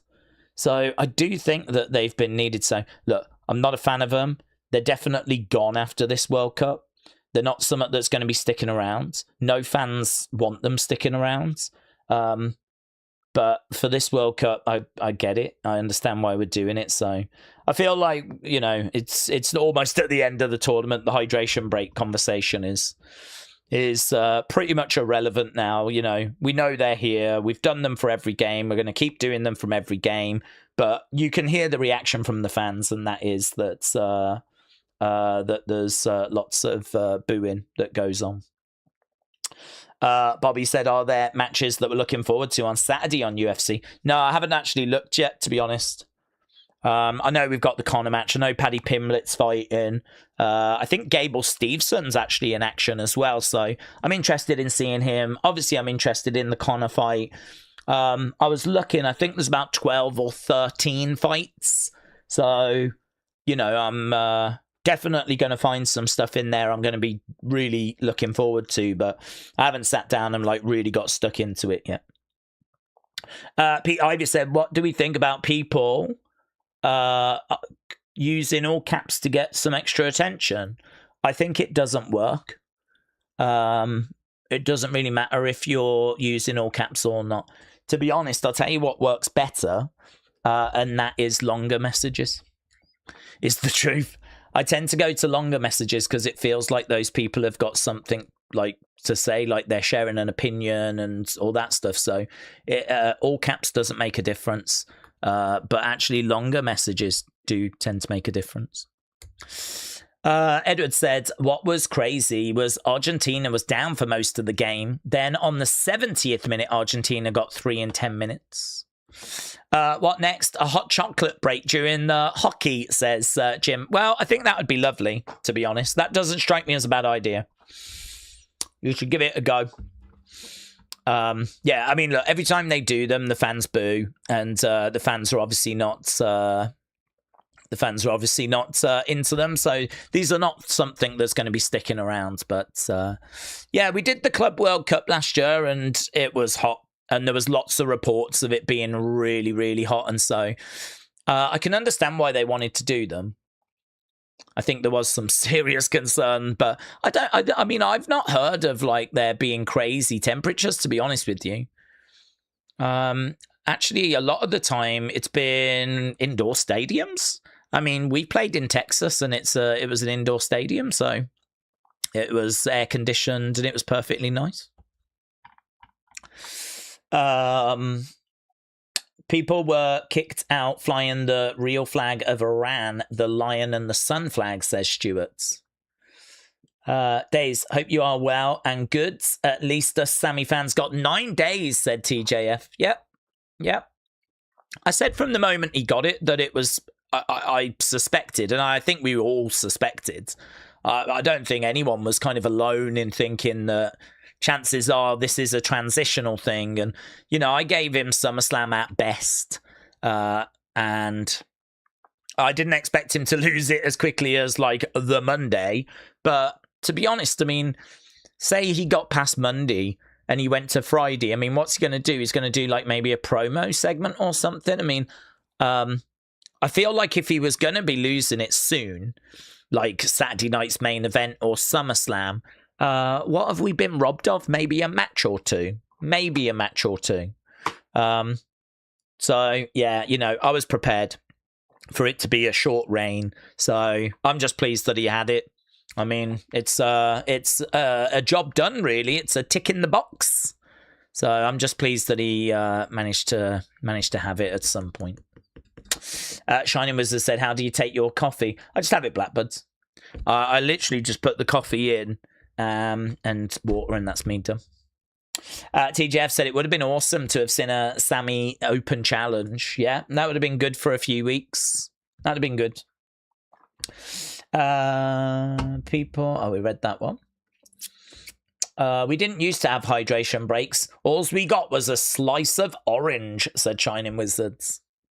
We read that about UFC. Is this NXT taped? Said Word Life Scene Fan.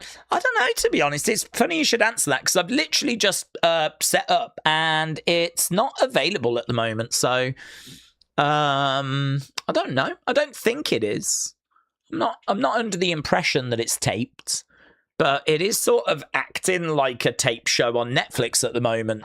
It's not there to just click and watch the countdown, but perhaps, I don't know, perhaps it goes live. Perhaps I'm just a bit early. I don't think I'm normally quite this early. We've still got 12 minutes to go before we're actually underway with this week's NXT. So if you are joining us, just joining us, we've got Kendal Gray against Natalya. We've got Shiloh against Niko. We've got 4 teams clashing in a number 1 contenders match. We've got 4 women clashing in a number 1 contenders North American title number 1 contenders thing as well. So a couple of number 1 contenders matches and a women's championship on the line. Ian said, sorry, I'm late. Did we see the Sammy backstage promo? He's full heel now. All the superstars giving Punk heat on hypocrisy. I did see it, yes. And understandable, to be honest, that he would be that upset. I can understand that. So, yeah, it's, you know, it is what it is. I mean, he's come back. He's got this title opportunity. He's won the belts. I think we knew that Sammy was just a short-term champion. So I can understand the way they did it. People being down on the fact he hasn't really earned, you know, the opportunity to go for this belt. Punk fans will say, you know, his last match was him losing in the Night 2 main event of WrestleMania. It's not a shock that he kind of gets a shot at a title, an opportunity to get a world title back. Granted, it wasn't a rematch with Roman, but it was a shot at Sammy, and Sammy fell short. So, you know, you can argue about did he have a right to be there, but the bottom line is he beat Sammy fair and square and is now the champion. So Sammy can argue about the fact that CM Punk shouldn't have been in the match, whatever, but bottom line is you should have won the match. You know, if you're the champ, then you are the best. That's what the championship's for. We put it on the best person. I think we all knew Sammy was not the best person, and I think we all knew he was going to lose that belt soon. So I'm not mad about it. I'm not angry about it. Plus, it was in Chicago. Crowd went crazy. Fine. I like Sammy crashing out. It's valid, said Elias. Really felt like tapped into something real. Boomer said NXT is taped. This week is taped. Live episodes resume next week. Oh, right. I didn't know this was taped. So that explains it. That's why it looks a bit different on Netflix. Normally it's got the countdown and everything. Normally the video file, you can at least click on it. But I'm guessing it'll go, does that mean all the results are out then? I had no idea this was taped. So, I mean, I ain't seen no results or anything. Liam Daze, check my last message. Hi, Garrett. It is taped. Thank you, Liam. Colin said, I'd actually love to see Roman and Punk at Crown Jewel, considering Roman said to Punk that after his losses, he will make him go down to NXT to teach the next generation. Do we think that Aldis likely taking Punk away from Raw will cause Pierce to make Roman defend his title more often? No, I don't think so. I think that Roman... I don't think he's got that power over Roman. I think that he can try and make Roman do these things, but Roman has stood up to Adam Pearce many times in the past. And if you think about the way that he was treating Adam Pearce during the Thunderdome era in particular, I know this is maybe a softer version of Roman, but Roman's an attraction. Roman is money. If you want to watch him defend, you tune into the PLEs. So I don't think you're going to be seeing more Roman title defenses. TGF said there's no shenanigans in Sammy Punk, which did make a change. I thought the water bottle would get its revenge and would cost Sammy the belt. Imagine that. They were just wrestling out of nowhere. Smacks him in the side of the head. Down he goes. GTS. Pete Ivy said, I think there should now be a Gunther-Cody feud, and he retires Cody. That'd be nice, says Pete Ivy. Sammy against the water bottle at Saturday night's main event, says Colin. Get it booked. Get it booked. Dream match. Okay, we got 7 minutes to go. 7 minutes to go. And we will be done. Miguel, thank you. So we just got a few Wrestle Feud questions. So we've got worst wrestler of all time. We've got best entrance, which I think we might have already done. Best wrestler of all time, which we might have done as well. Best catchphrase, which I think we might have done. We've done so many, you know. I mean, we do 4 questions a week, and we've done that pretty much all throughout 2026 and towards the back end of 2025. So we've just done so many of these, which is why it's getting tricky. Best tribute gear we've done this week. Worst main appearance. I don't quite understand that. Greatest Rumble winner. I think we've done. I genuinely think we've done a lot of these, but I've got a spreadsheet that's got all the questions in, so I can reference back and I'll have a look. But thank you to everyone that has left some feedback on that. Let me end that because we just got too many things going at the moment. How can I be a part of Wrestle Feuds? It's just going on it's going away for a little bit because the setup for it, well, there's a couple of things. First of all, I just need to get a ton of questions. I need like 30, 40 questions that we've not asked before.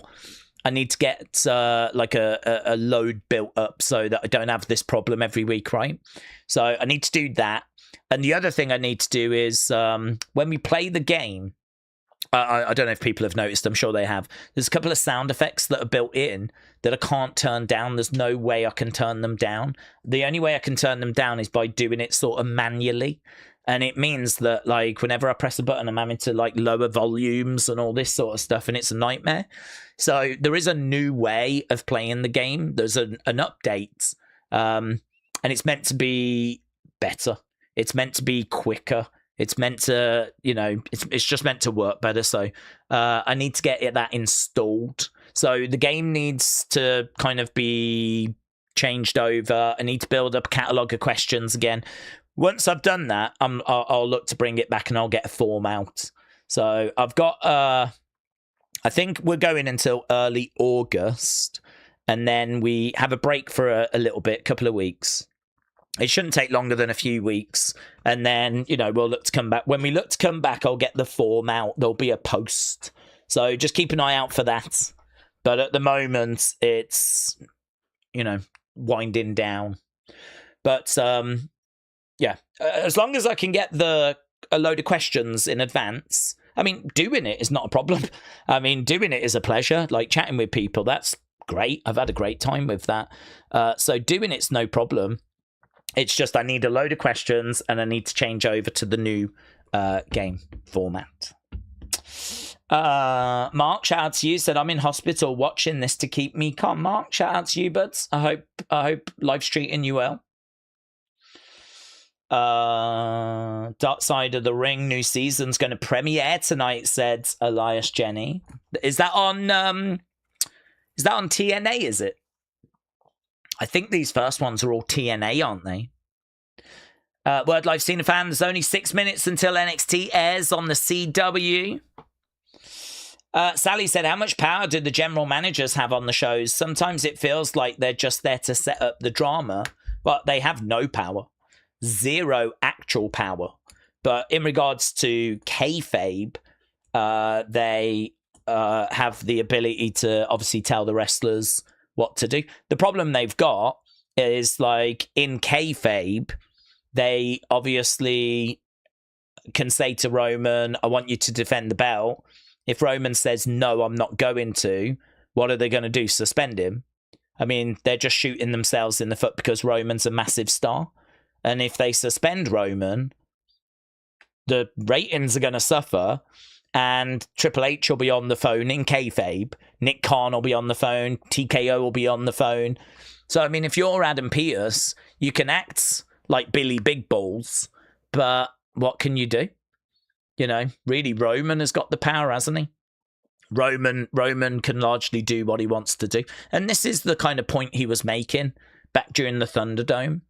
Like, what are you going to do? Suspend me? How's that going to work out for you if you do? So, in reality, the GMs have zero power. They are just on-screen characters. In kayfabe, in storyline, they have the ability to book matches and they basically run the show and they make sure that it all works. But, you know, if you think about it, what can they actually do when it comes to their bigger stars? When it comes to Roman Reigns in particular, who, you know, is going to threaten to just walk out if he doesn't like he's being told to do. So, yeah, it's tricky. It's a tricky on-screen position. I would hate to be a booker and a writer. Fans are never happy. They just like complaining, said Billy. Cry for Cody, boo for Cody, cry for change, boo change, cheer for Punk, boo Sammy, cheer for Sammy. Well, I mean, the truth is that everyone's got their own different opinions, haven't they? So, you know, some people are really into certain wrestlers, some people are really against certain wrestlers. This is why WWE don't worry so much about what social media are saying, because, you know, they can easily find comments of people saying, I hate Roman, I don't get why they're pushing him, and all this kind of stuff. And, you know, Nick Khan actually used some of those tweets and took them into a presentation. And he was like, look at some of this stuff that we get sent. It's like, what do you want us to do with this? So, you know, as far as they're concerned, yeah, there could be some valid stuff that gets said on social media. There's an awful lot of rubbish that gets put out there as well. Because everyone's got their own interpretations of every wrestler. As you said, some people like Cody, some people hate Cody, some people like Roman, some people hate Roman, some people like Sammy, some people hate Sammy. Some people like what Punk did, some people hate what Punk did. There's no general consensus. Okay, we are underway with the show. There is a general consensus that NXT has now started. That's a general consensus.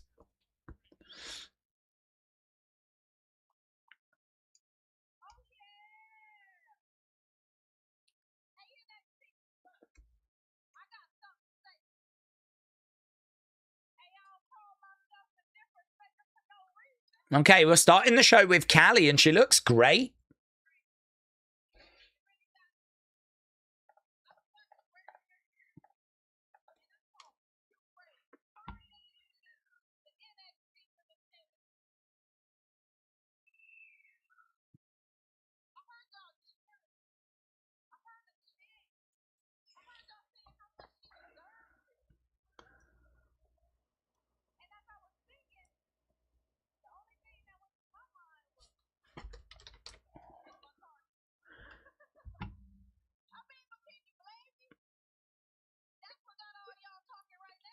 Okay, we've gone straight to a promo here, which is a little, not strange, but...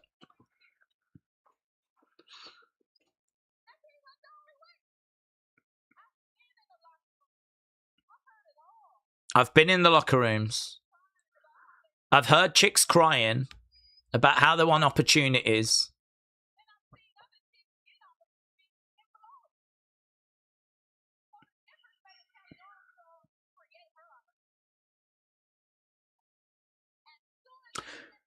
This is one of her first in-ring promos.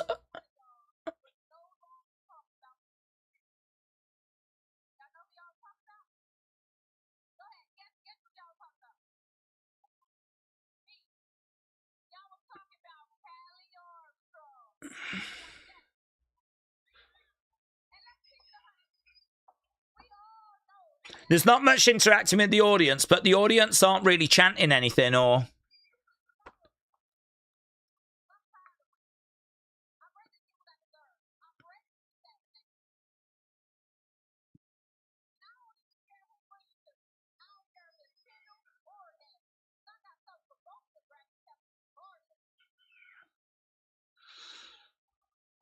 Okay, it was all right. I mean, it was pretty straightforward.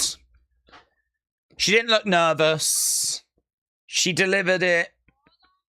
It wasn't very long, but it was okay. It did feel a bit LFG. Just spit into the hard cam. Here's Lola.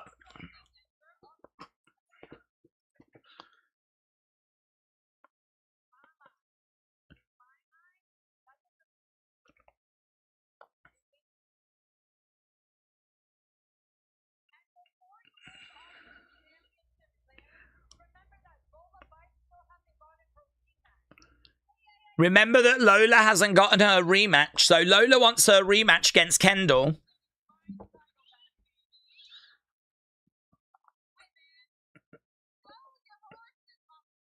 Slow your horses.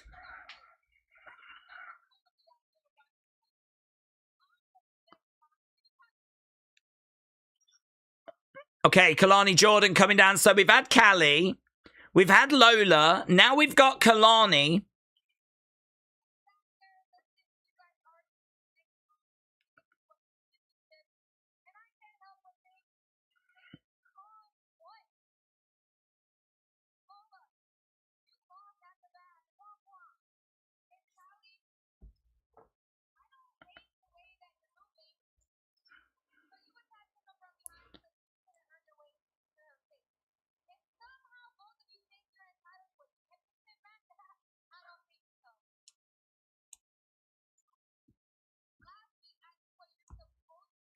I did what you're supposed to do last week, says Kalani.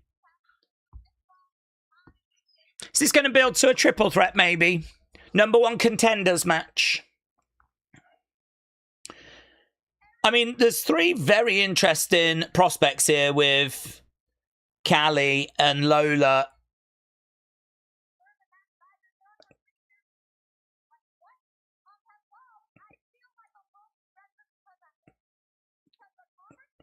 Kalani's frustrated. She's never had a title match, and she should have had a title match. Okay. Kalani and Lola going at it. Callie just watching. No, double clothesline. Both women go down. Callie hitting the ropes. Shoulder tackle there by... That was a lovely sell there by Kalani. She completely flipped over. Good work by Callie. Lola down. Kalani down. They're stepping it up with Callie, aren't they? Really stepping it up. Backstage with Nattie, Nikita, Carmen, Layla. There's Kendal. There's Ren.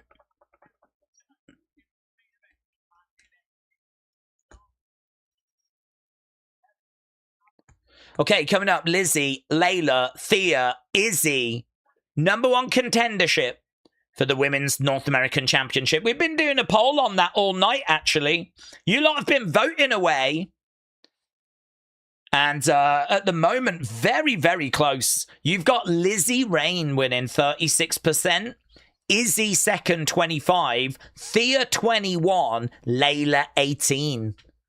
So close, but Lizzy Rain definitely in the lead. This is going to take us to a tag match now. NXT Women's Division just far exceeds the men's division. The men are struggling to me, said Billy. No, I agree. The men are definitely struggling in comparison to the women.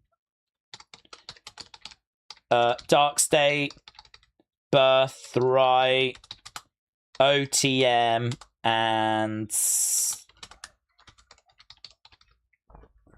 there we go.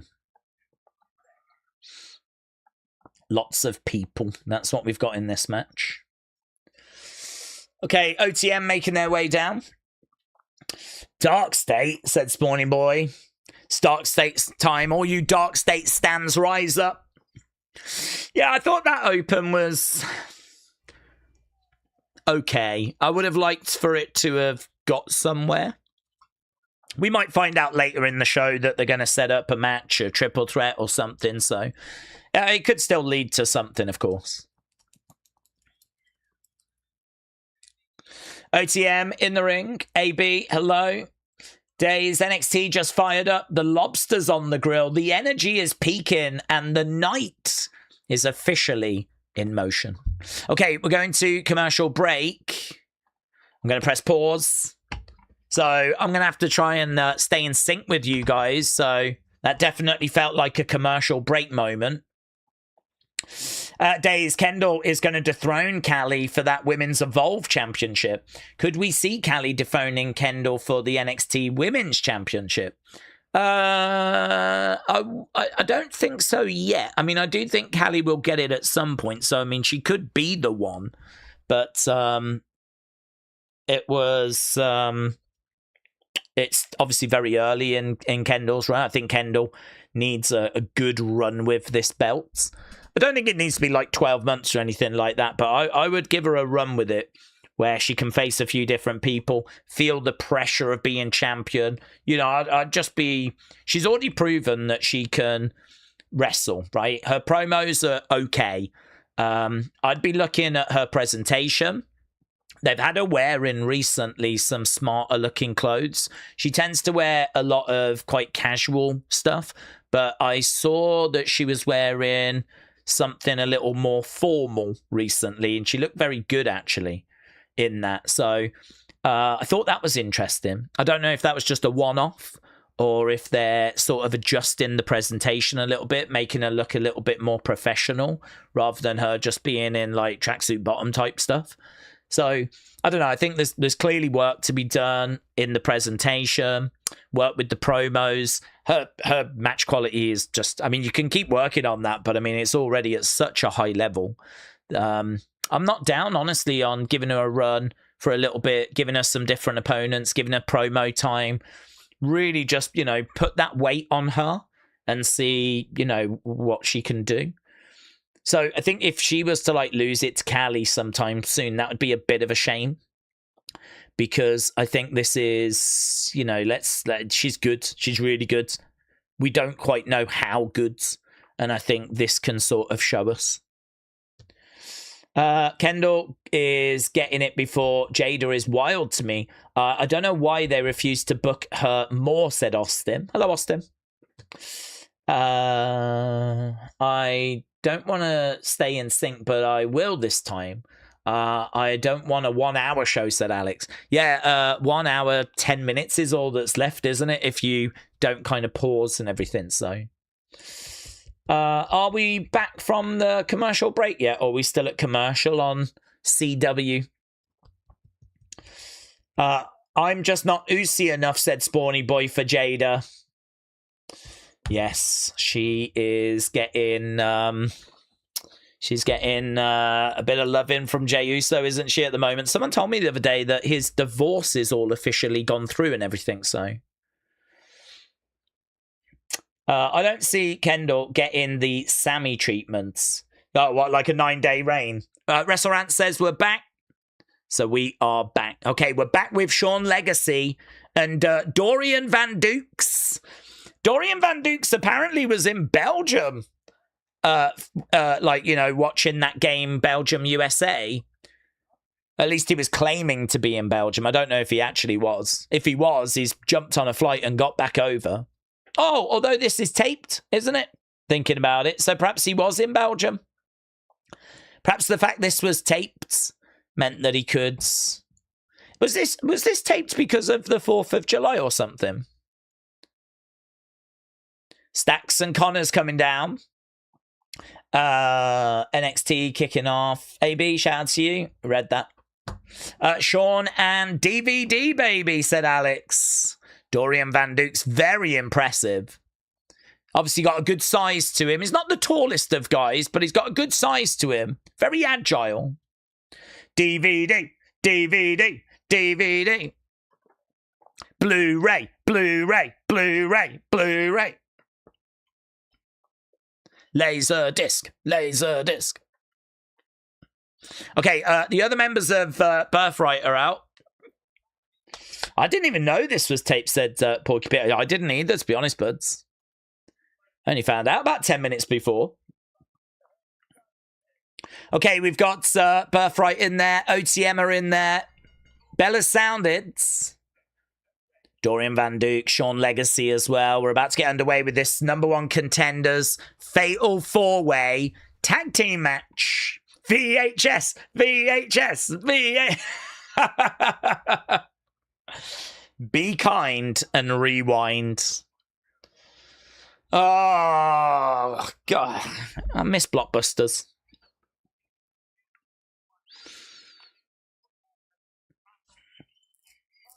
Shoulder tackle there. Osiris is in. Oh, big boot. Big boot by Connors. Legacy's in. Connors jumping over. Connors is looking good, you know. Over goes Connors. Nice drop kick there by Legacy. And again.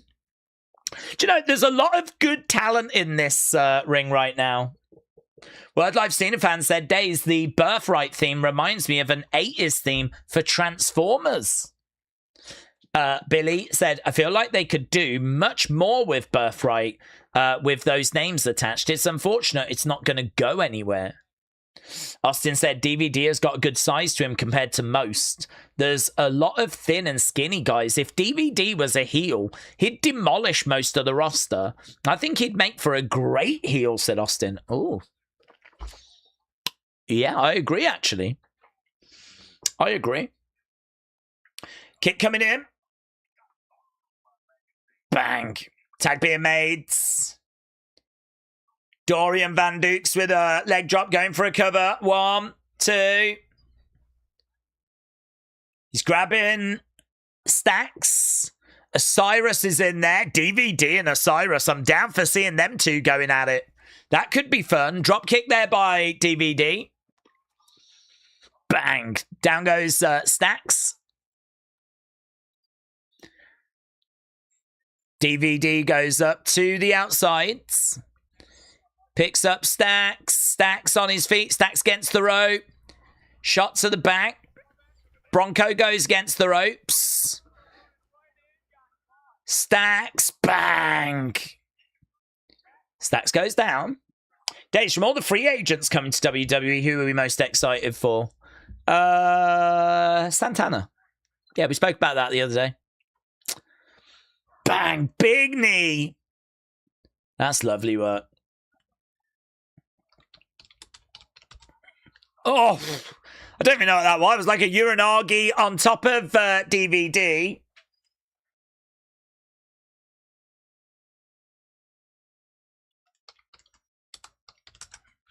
Clothesline.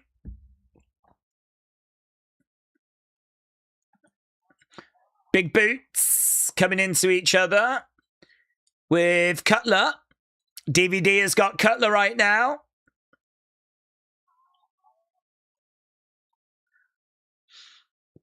Against the ropes. Big kick coming in. Look at that. Couple of standing moonsaults.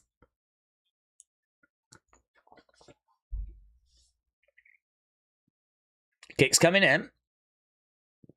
Big boot. Legacy goes over the top. Clothesline there by Cutler. Legacy goes up. Uppercut coming in.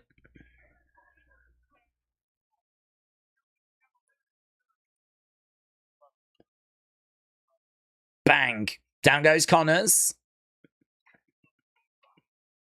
Legacy in the corner. Cutler charging him.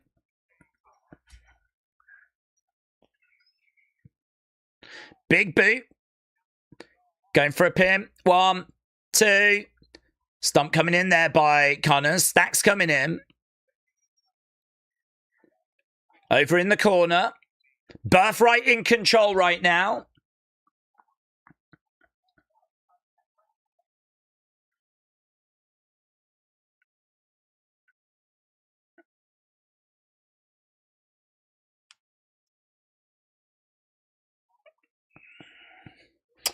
Where are all the dark state stands? Yeah, WWE are asking that question as well. Steve said, Fightful make mention of Takahashi coming in today. How long before he shows up? Are they waiting for something specific? Probably waiting for the right creative, to be honest. I don't know what the delay has been about him coming in. I think they're going to want to make sure that he finds a place, you know, gets settled. Obviously they're gonna want to make sure they've got some creative plans for him, to get the music sorted and the graphics and stuff like that. You'd like to think that they'd already done all of that stuff, but perhaps he's just for some reason not been available until a certain date. I mean, it might be that his kind of time with New Japan came to an end and then he just wanted a bit of a break, like to let his body kind of heal up from, you know, the batterings that it's taken. It's hard to say. I don't know the ins and outs of it, but obviously WWE are going to want to get going with him as soon as they can. It doesn't make any sense to wait. But in that same breath, there are things that have to be done, like creative has got to be ready. He's got to be settled in Orlando. You got to have the music ready. You got to have the graphics done. A lot of that stuff should be quite quick to achieve, though, to be honest. Right, I might be a little bit out of sync here. So we're at commercial. We are at commercial. I don't know if I saw the moment we went to commercial, actually. Let's have a look, see if I can find it. Yeah, I don't know. It's going to be really hard for me to find where the commercial moment is.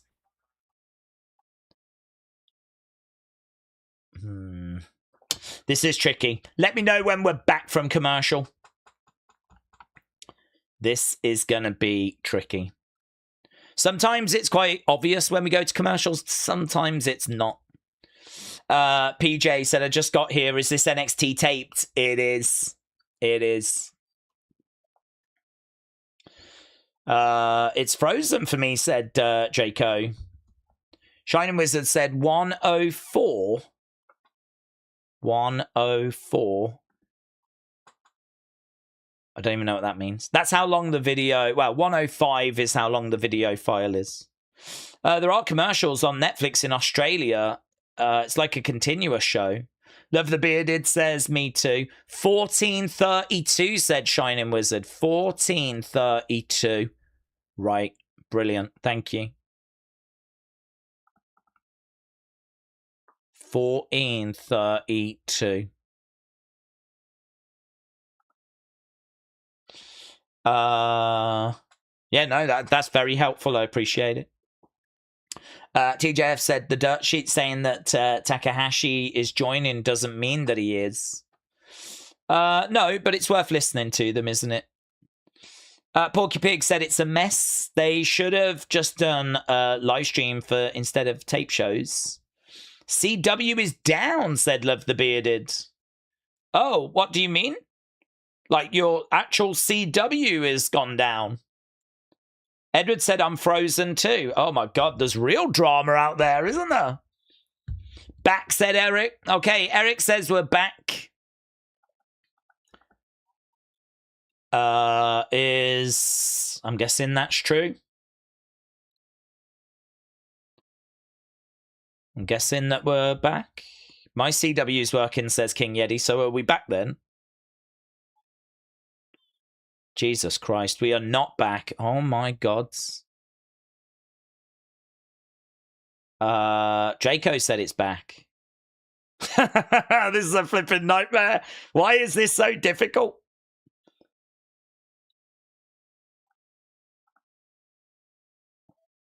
I was a video, said Eric. Eric, I don't know what you mean, buds.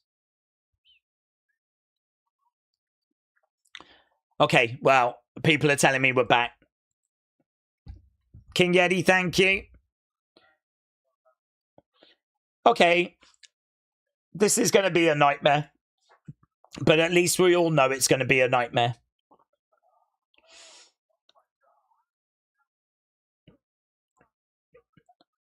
Okay, DDT there by Legacy. King Eddie says you're welcome. Please no trolls, said Wrestle Rants. Yeah, I'll keep an eye on Wrestle Rants, King Eddie. Tag being made. Okay, Connors is in. Crossbody there by DVD. Clothesline by Bronco. DVD's in there with Connors. He goes over. DVD against the ropes, off that middle rope. Moonsault in, springboard moonsault. Super kick. It's a shame that Sheamus never got that IC belt, but I would be down for a bar reunion in AEW, said TJF. Daze, do we think Sammy will get another run as world champ, or was that it? I think there is a chance he could get it again. I don't think that door is, like, closed. But, I mean, word today was that they don't see him as a money player, and I don't think that's a great surprise.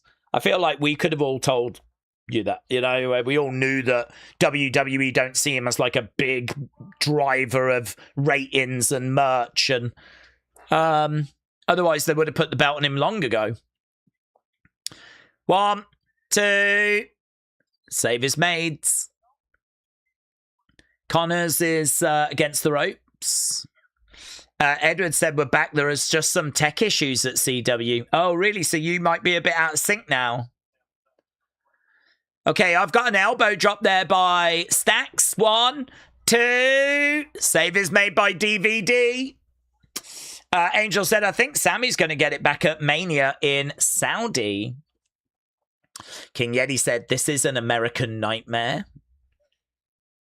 Big boot coming in there by Osiris. DVD goes down. Now we got Cutler coming in. I mean, it's just absolute mess now. I don't know who the legal person is. OTM, they both spilled to the outside. Cutler to the outside. Osiris to the outside. Charlie is dressed for the occasion, as usual, said Shining Wizards. Daze, maybe with Takahashi, maybe they've had to work out some visas. That's a good point, Sean. That's a really good point. Visas is an excellent shout. So that you can go back and forth from America to Japan. Yeah, that's a great shout.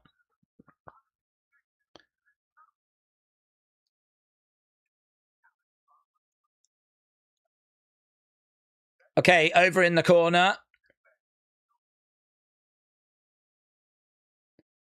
Climbing up, looking for shots coming in. Connors goes against the rope. Connors goes to the outside. Stacks climbing up. Stacks loses his footing. He goes. I wonder if he was meant to do that. I feel like he probably was. Just because that set up that spot. So I feel like he probably was meant to do that. Can't be a coincidence that we do that kind of double moonsault. Yeah, we got another big spot to the outsides. Edward said we are actually still in sync. Wow. I tell you what, mate, that's a flipping minor miracle right now. Against the ropes, big man going up, going over. This thing's turned into one of those where people are jumping over the top, people are falling down. You know, the bowling pin type spots. Live crowd like it. Saquon coming through the crowds. Here's Dion. Dion is chasing Saquon away.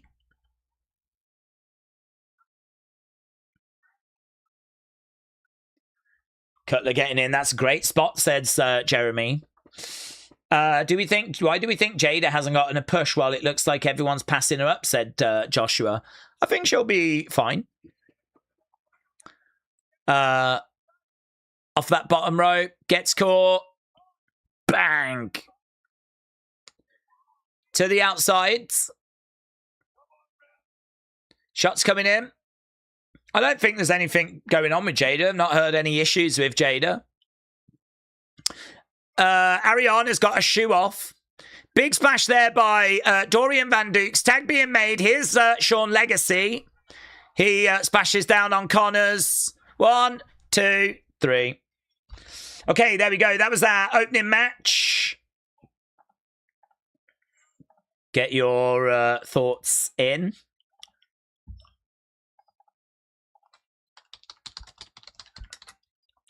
Sean Legacy and Dorian Van Dukes gets the victory. I think that was the team we sort of highlighted before because of the fact Vanity Project are heels. It was kind of hard to know who the face teams were, but Dorian Van Dukes and Sean Legacy definitely were.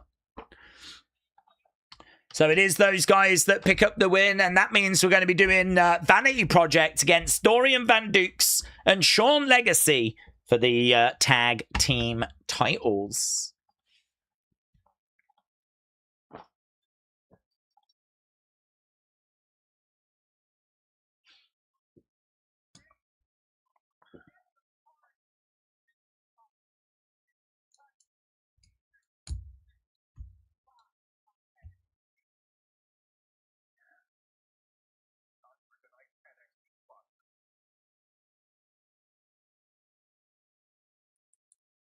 Here's Jada.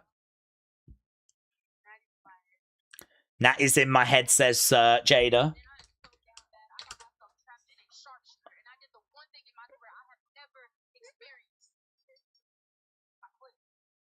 I quit.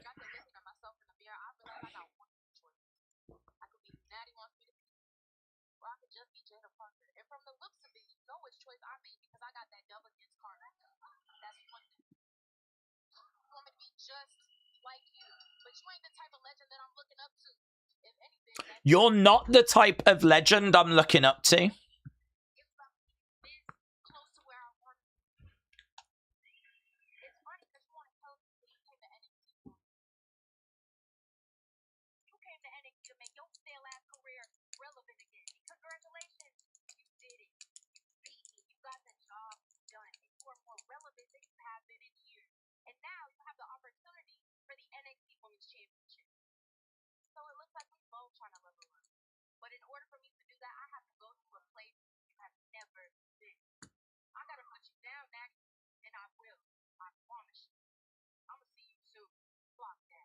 I'll see you soon, Nattie. Clock that. Feels like Jada might be making her presence felt in this match. That Nattie has got, she's got a title opportunity. It's probably perfectly set, isn't it, for her to get involved later. Okay, Keanu Carver taking on Tank. And it looks like we're going to commercial break. Okay, is that commercial break, is it? Felt like a commercial break. Jada's fine. She just had some bad luck with an injury bug that's just her push, said WrestleRants. Main roster tag division needs to take notes from the NXT tag division because it has been cooking recently. Jam Quick said, where's Jack Cartwheel? Picked up an injury, didn't he? King Yeti said, yes, commercial. Sick. Caught that one. That one felt like commercial. If anyone's interested, it looks like we're around, I don't know, it's hard to say, like 23-13, 23-19. So around that sort of area. Daze, is Leon Slater coming to WWE? No words. I haven't seen any word that he is, but there was word a while ago that WWE were interested. Darren said it looked like a botch. Maybe there was some good acting if he meant it. I think he did mean it, to be honest. We've seen that happened a few times recently where people have sort of slipped and they meant to do it. Anya Rune in Evolve did it the other week where she climbed up and slipped and it looked like a botch, but it very much looked like she meant to do it. So I don't know. I don't know what's happening with the Performance Center. If they've started to, you know, put in a few slips and make them look like botches. Don't know why. But the fact that they so quickly went to like that double moonsault in stereo and it you know looked like the camera angle, it was all planned in advance. Didn't look like they were just trying to save the moment. In fact, you know what it looked like to me? It looked like Stacks climbed up because he had a spot he wanted to do, and then maybe he saw that actually there was a planned spot already, so he needed to find a way out, and so he does the slip so that he can get out of it, so that they can then do their planned spot. So part of me wondered if it was actually that, if he was going to go up and do a superplex, but then saw that actually they were setting up for something else, and he was like, oh, right, okay, I need to get out of this. Slip, fall to the outside. They then do their planned spot, and the match continues as scheduled. So I wouldn't be shocked if it was something along those lines. Does Saquon not know how to fully put his clothes on, said King Yedi. Hard to say. I love you guys. They are sewing up my second deep gash, said Mark. Mark, shout out to you. I hope it's all going well. I don't know that we've had someone joining us whilst they're being sewn up, but that could be a first, Mark. Shining Wizard said, work botches are there to make LA Knight look good. Do you think a memo went round? Yeah, maybe. Maybe it's there to sort of like when Soul was slipping up on a Soul Snatcher a few weeks back. Perhaps they were like, right, can we get some more planned botches in? It's just going to help some of these people that are just a little off at the moment. We're just going to, muddy the waters.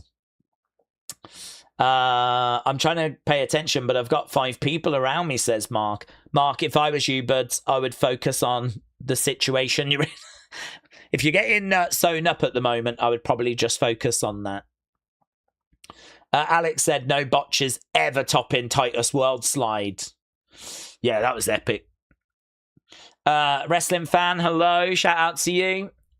Word Live Cinefan said, Daze, is Kendal Nattie the main event? I would think so, because of it being the title match. And with Jada kind of, calling out Nattie, it's, oh, we're back. Thank you, Wrestle Rants. Okay, we got Saquon Sugars being interviewed.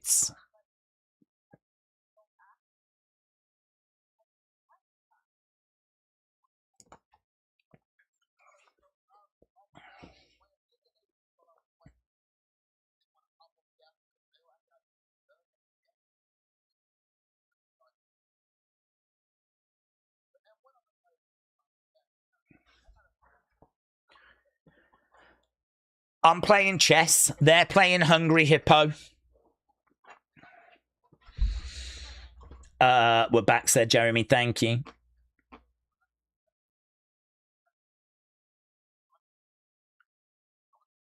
This Dark State situation, it ain't over. I'm going to have to find some friends or something interesting.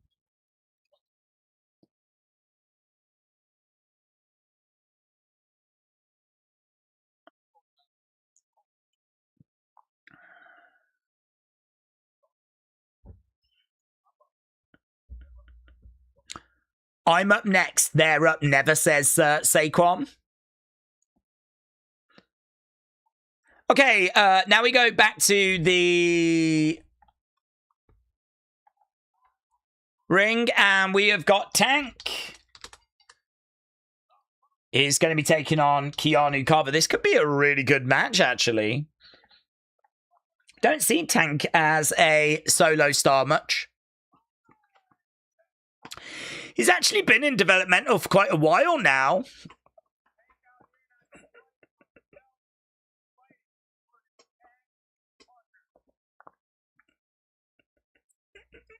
The belly boy. Dun-dun-dun-dun-dun-dun.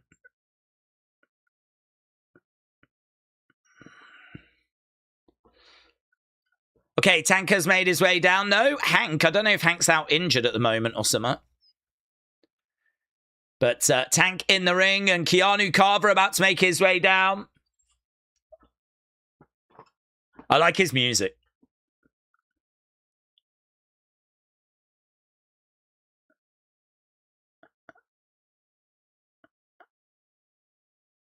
That singing in the background, that I think I'd make that bigger at the start. I think I'd just have that as like on its own. Boom, boom. Go into it then. I'd tweak that music a little bit, but I like it. Because the problem is, once it comes in, it just becomes a bit of a bed. Do you know what I mean? Like it's just a little bit flat when it kicks in, but there is the something there. I think you could definitely play around with that track and get something really good out of it. Boom, boom, and then kick in. Cut to a silhouette of him in the entranceway because he's a big guy. He's a bad-looking man. I like his ring gear as well. Looks credible. Looks like it gives me Tyson vibes. Big boot coming in. I'm quite excited by Keanu Carver. Tank. Oh, diving off the corner. Going for a clothesline. Headbutt coming in. I still don't know how to feel about Saquon. I'm very up and down on him, says Wrestle Rants. Suicide dive there by Tank. Down goes Keanu. I do feel like there's something unique. He's a very charismatic performer. I think the issue I've got is like I've yet to see him really cook in the ring. And I know he wears like knee brace, so he's clearly had ACL issues. And the worry would be that, you know, he's lost a bit of explosiveness as a result of that. So I think you're going to have to really rely on his promos, really rely on just his character work. I mean, listen, that can get you far. Look at Jey Uso. Shot coming in there by, look at that again. It was like a H-bomb. 1, 2, Carver. Shoulder up by Tank. Sonny, hello. Shout out to you, buds.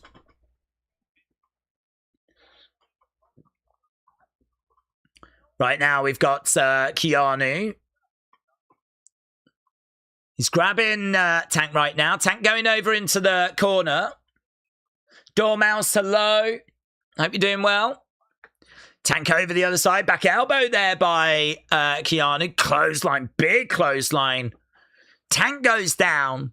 Tell you what, Tank's a big guy as well. I mean, he's not huge like Andre the Giant. He's just got a bit of summit to it. So seeing Keanu Carver like beating the life out of him it's a good look this for Keanu.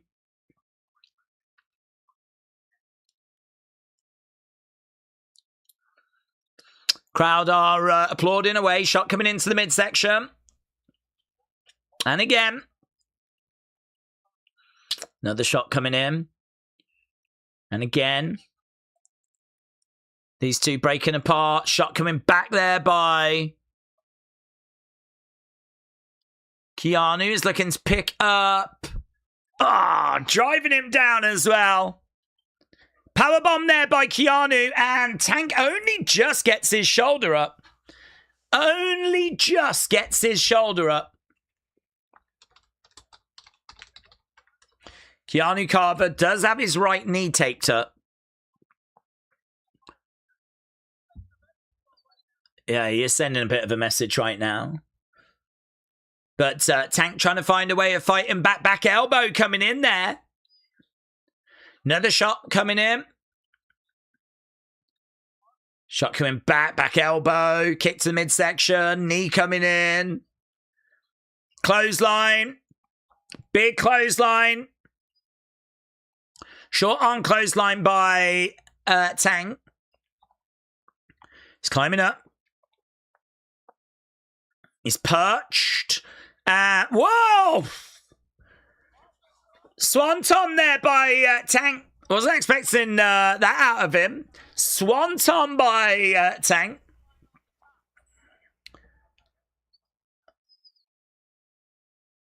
Tank is fighting back into this. These guys are putting in some nice work, said Shining Wizards. Okay, trying to break out of this. Back elbow coming in. Big elbow. And again, another elbow coming in. He's trying to come over. He grabs him. Oh, lovely work. Ah, stomping down. That is crazy. I mean, it's not really... It's kind of a drop kick, but it was really weird. He jumped up and sort of came down on him, so it was like a stomp, really. I don't think he's kind of hit that the way he intended, because it is more of a stomp, but I suppose there's a drop kick in there. Yeah, I mean, that's a good win, actually, for Keanu Carver, and he should win, because Tank doesn't really do singles matches. So, I mean, it's a good win, but Tank's still decent size to him, so... it's just a fun match, to be honest. So, there we go, our first match, the tag match, you lot said, was Good 96. We're going to have a look, an inside look at Naraku, and I think it's commercial break. So I've paused. An inside look at Naraku. Keanu match. Let's get a poll up for that, shall we? Let's get a poll up for that. So, Keanu versus Tank. What did you score that match?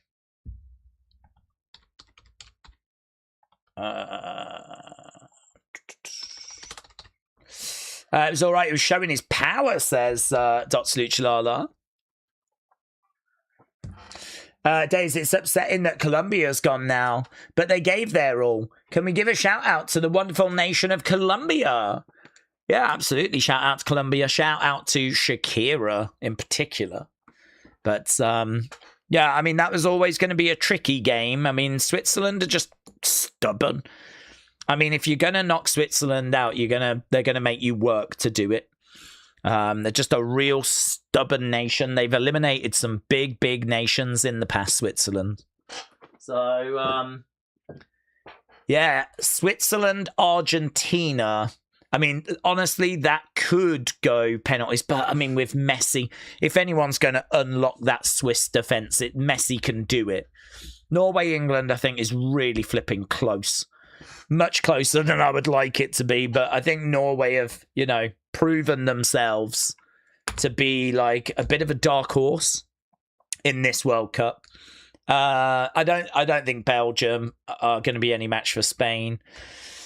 France, Morocco's interesting, but France should have too much. I'm hoping France, Spain, England, Switzerland. That's what I'm hoping for. Well, actually, if I'm hoping Morocco, Belgium, England, Switzerland. That's what I'm hoping for. Morocco, Belgium, England, Switzerland. I would take that as a final four. I'd snap your hand off for it. And then I think it would be an England-Morocco World Cup final. Imagine that. But you ain't getting rid of the French. Yeah. Tough. Really tough. What do we think about Naraku? So far for me, I've not seen a single thing that's impressed me or wowed me, says WrestleRants. I think he brings a lot of credibility. I kind of enjoyed his sit-down talk with Tony when they were doing that kind of video vignette. Wrestling-wise, we know he's going to be a bit of a brawler. We kind of know what he's going to bring in that regard. I mean, his work's going to look good. He's not going to have, bad matches. He might not have the kind of match that sets your pulse racing, but, he's bringing experience, and I think he's a good opponent for people. He's definitely bringing experience. Character-wise, we probably need to flesh it out more. This next segment could be useful. So, obviously, we're still very early with kind of getting to know this new version of Evil, this new presentation. But yeah, I like Evil coming in. I'm not down on him coming in, but it's just, can we find the best use of him? Can we find the right presentation I mean, honestly, it could be in the tag division. It might not even be as a single star. It could be in a faction. It could be in a tag team. We're gonna have to wait and see. But I don't regret us getting him. We're back. This could be a good segment. Let's have a look, see what this is. After Great American Bash, you thought I would just accept defeat. You escape with a victory, but you have not escaped my form of punishment. It is my ultimate weapon to break your will and crush your spirit. You said you're going to go to great lengths to keep this NXT championship. But how far will you go? Fire has already made you question. Yeah, that was silly. I hated that. I've blurred your path forward as champion. And there is more torture and pain in your immediate future.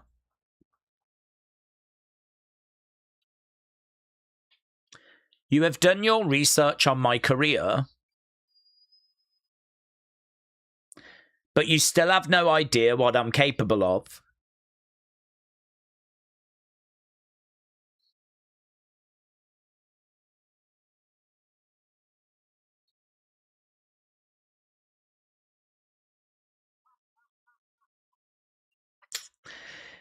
Didn't really do much, did it?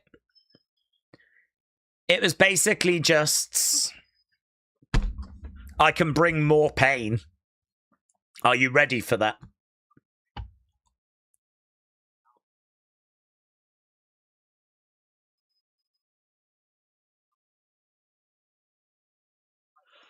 Okay, Cam Hendricks has got his knee in a brace.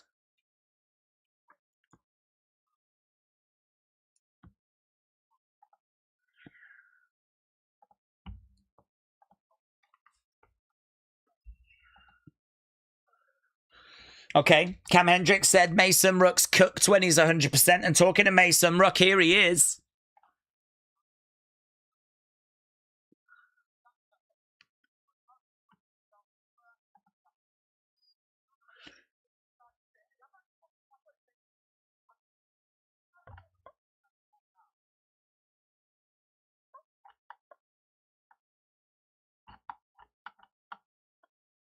Okay.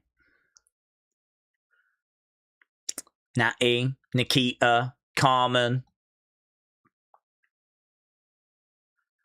Oh, yeah, Layla.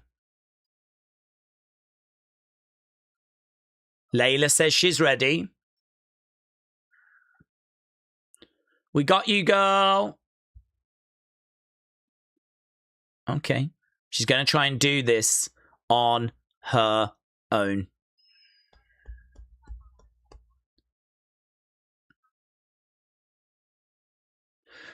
Okay, here we go then. Fatal 4-way. Lizzy Rain is going to be making her way down.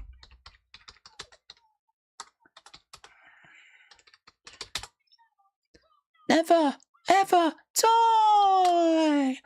Lizzy. Layla Diggs. Izzi. And Thea. Okay, I don't think I've seen Lizzy Rain in a good few weeks, actually. Lizzy coming down, all fired up, ready to go.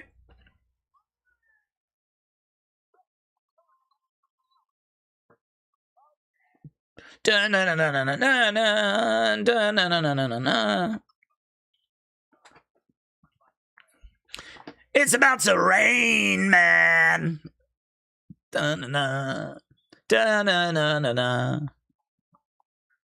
Rock on, man. Rock on, man. Booker T all pumped up. Lizzy Rain making her way down. Here's Thea Hale.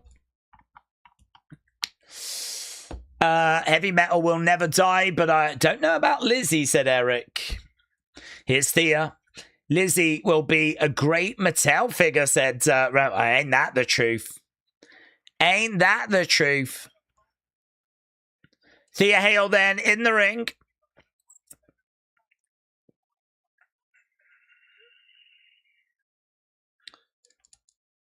Is that new music for her?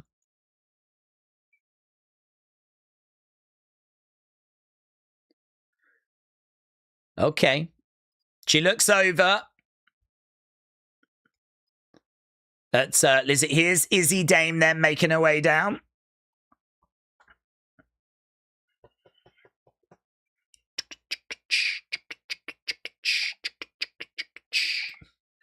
Okay.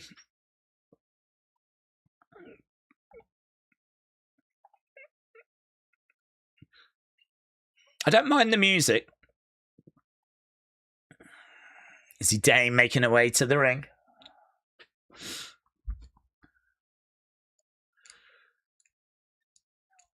Smile on her face as she climbs up in the ring.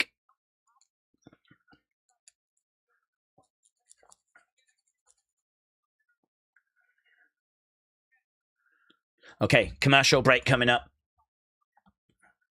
Commercial break coming up.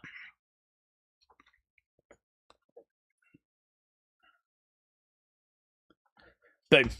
Right, not sure if we saw, but Thea and Wendy are going to be a part of the Knockouts tournament in TNA. Good for them, says Sean. Yeah, good for them. It's good to see them getting used. I'm not sure how many opportunities there are in NXT. I think there's quite a few girls ahead of both of them. So, yeah, I agree. The first part of the Cullen music sounds a bit different, said Angel.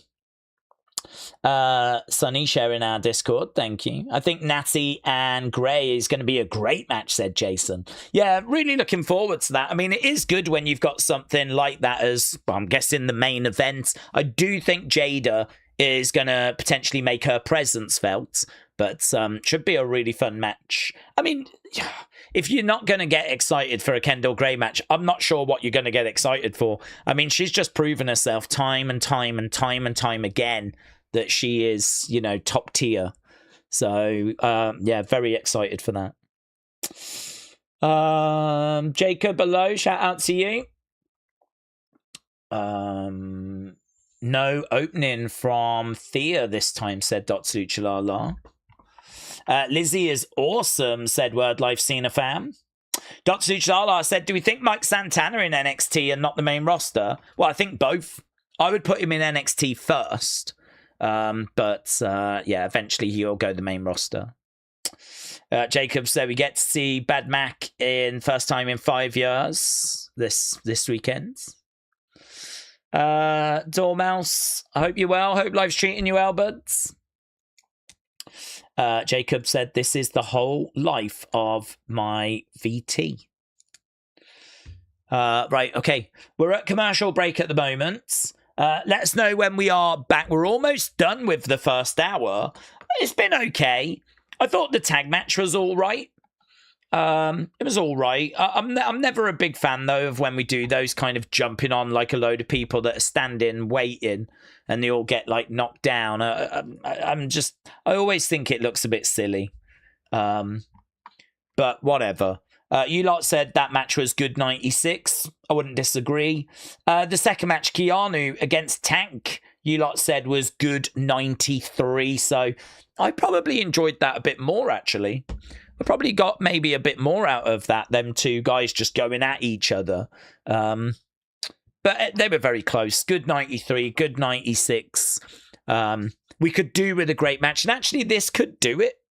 I mean, this could be okay. Dormouse said, no, it's not YouTube. It just won't let me promote the Discord server anymore. Oh, really? Well, I mean, it's in the, it should be in the description anyway of all the streams and the videos and everything. So if people do want to jump over to the Discord where you can find Sunny and Dormouse and many of the other members in our community, you can jump over there. The link I saw Sunny put it in the chat just. Hello Daze, NXT is going to be wild. Yeah, AB, we read this. It's been a very solid NXT so far, said Shining Wizards. Okay. Don't forget to let me know when we're back. I'm sure WrestleRants will be right on it when we are.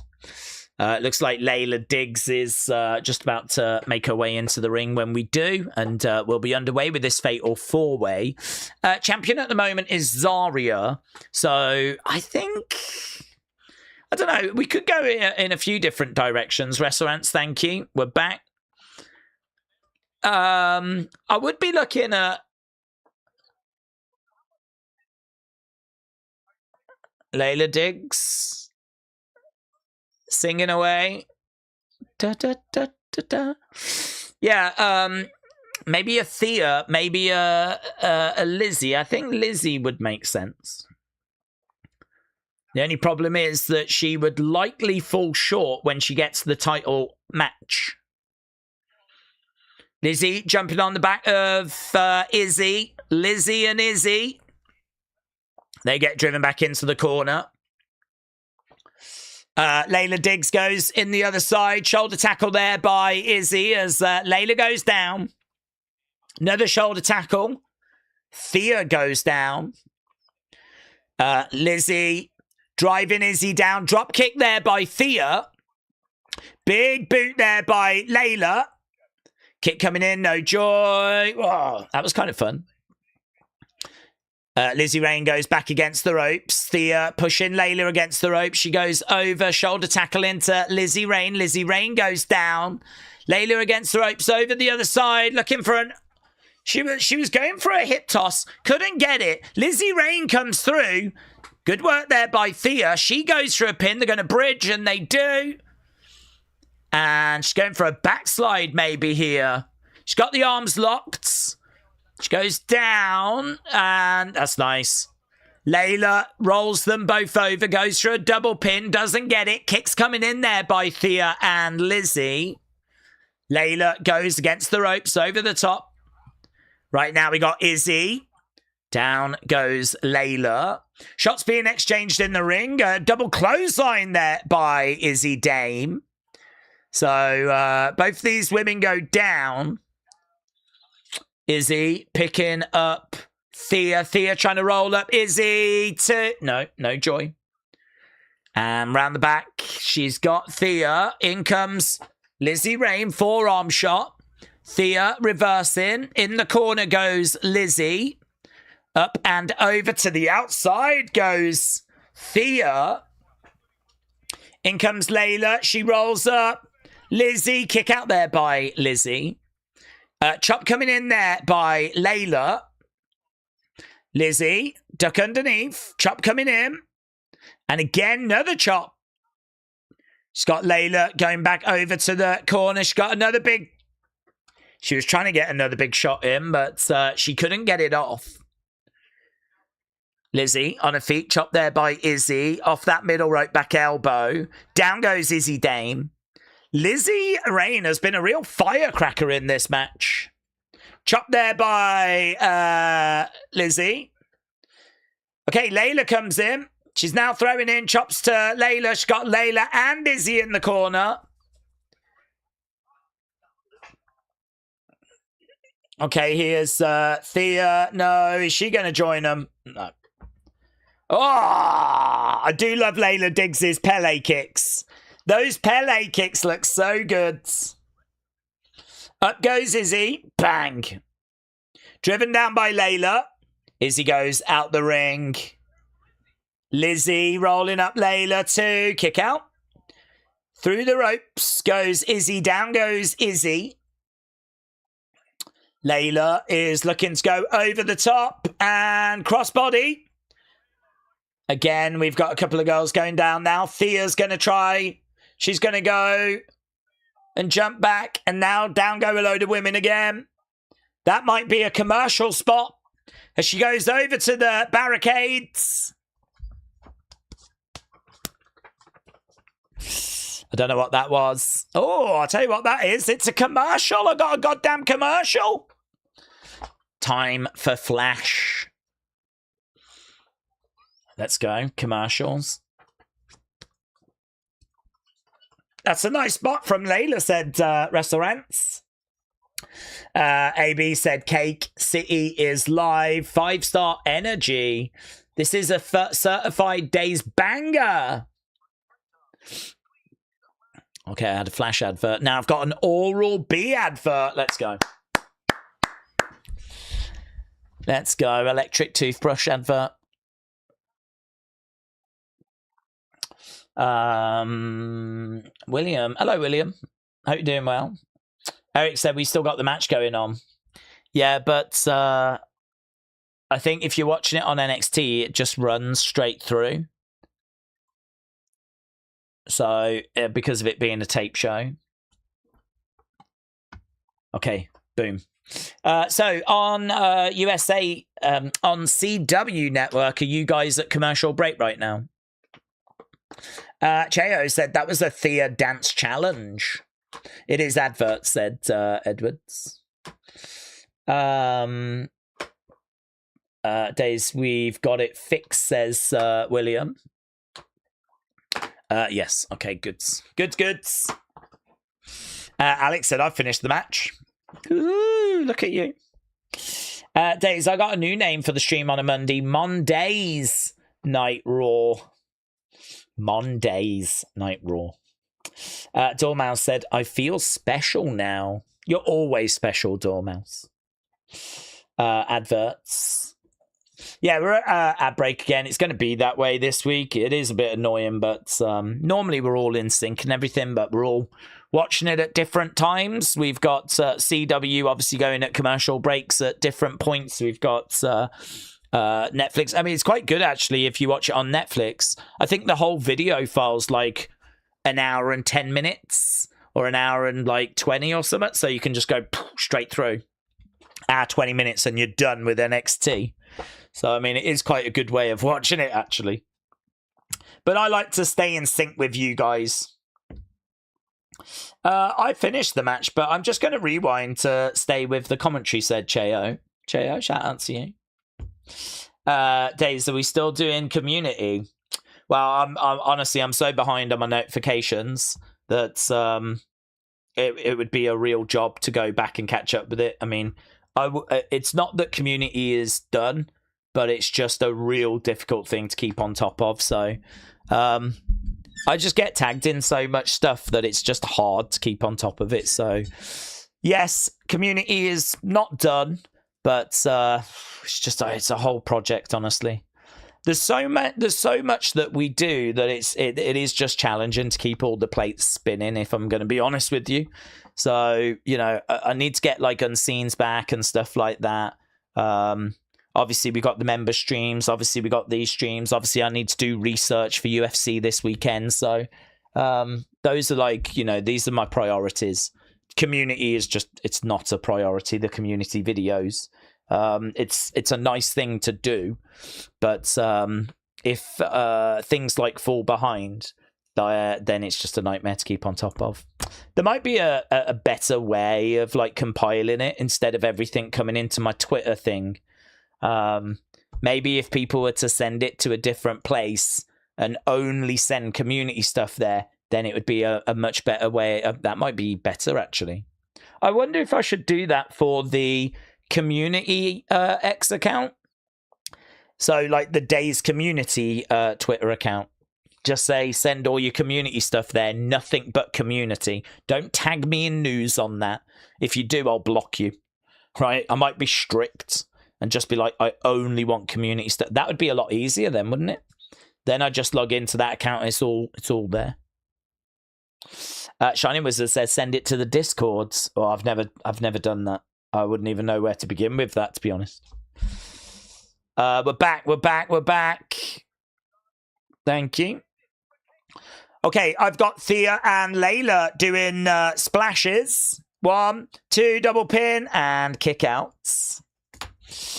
Right now we are well underway with this match. We've got all 4 women down. We've got the fans chanting, this is awesome. So the fans are into it. I don't think it's been a bad match. Shots coming in there by Thea.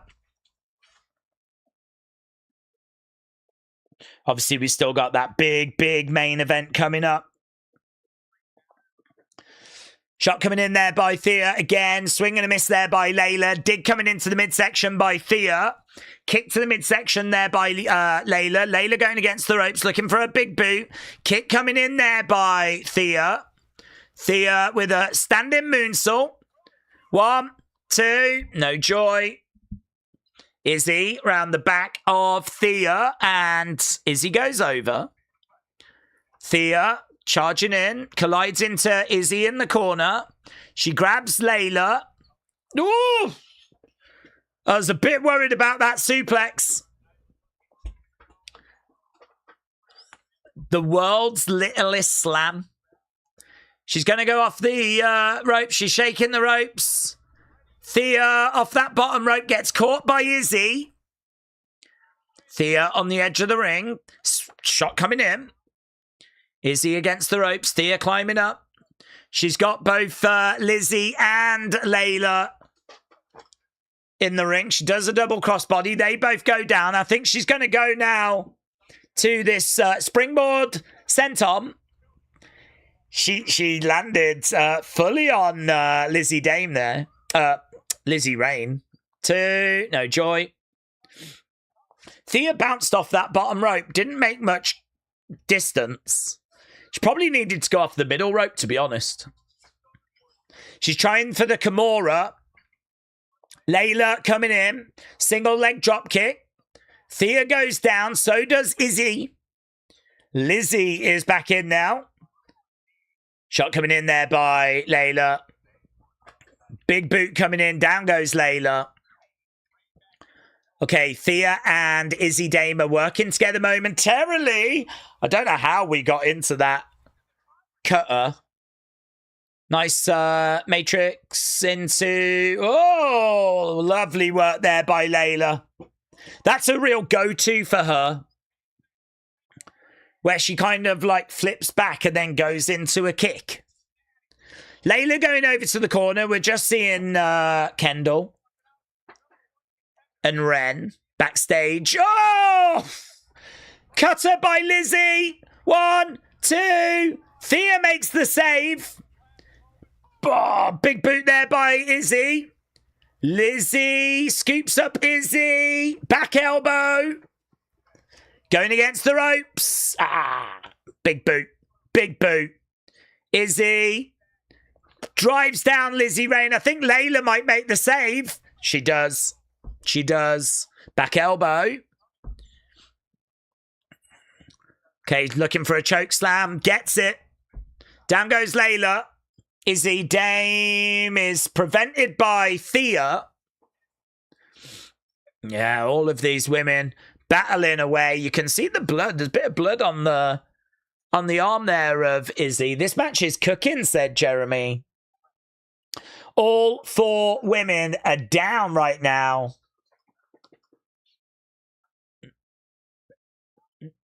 Fans are applauding away.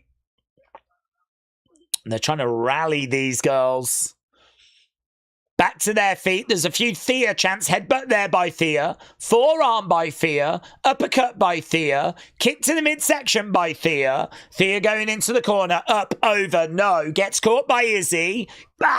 Big boot to the midsectioners. Thea comes down.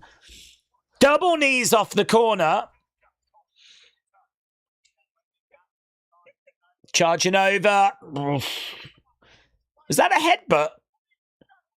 I think that was a headbutt. I don't know if it was intentional or unintentional. Kimura looks like it's coming in. Layla, though, defending it by driving Thea in the corner. Layla charging in. Bang! Shoulder into the ring post. She goes to the outside. Big boot there by Izzy Dame. Lizzy is going to make the save. Thea down. Everyone down. Layla down on the outsides. I feel like this has been the best match we've seen so far. Loads of action. Fans chanting, "This is awesome." Daze, this match is a banger, said Abram. Some of Liz's selling. I don't know what's going on, says Wrestle Rants. William wants Layla to get it. Big shot coming in. Another shot coming back there by Izzi. These two exchanging blows. Lizzy going over against the ropes. Gets back up on her feet. Right back over at Izzi. Headbutt there. Izzy selling. She's getting her up on her shoulders. No joy. Lizzy Rain in the corner. Over the top. Out the way. Rolling through. Charging back in. Headbutt. That's nice. That's nice. I like that. I like the camera angle for that as well. Throws in this headbutt. You don't see it connect. You're behind Izzy, who slumps into the corner. Roll up by Thea. Oh. No joy. Oh, she's pinning. No joy again. Lizzy, duck underneath. Thea goes down. Oh, Thunderstruck. Thunderstruck, knee strike there by Izzy. Thea is still down. Layla might be able to capitalize. Layla looking for a big moonsault. Picture perfect. It's going to be Layla. Wow, didn't think it would be her. It's going to be Layla against Zarya. Not down on it, though. I think Layla's fantastic talent. It's a Thunderstruck, followed by... I mean, her moonsault is so good. I love her hang time. She's got a really great moonsault.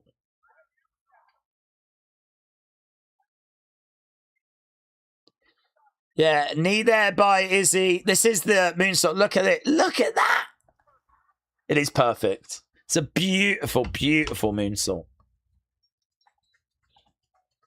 That could be a Wrestle Feud question. Who does the best moonsault?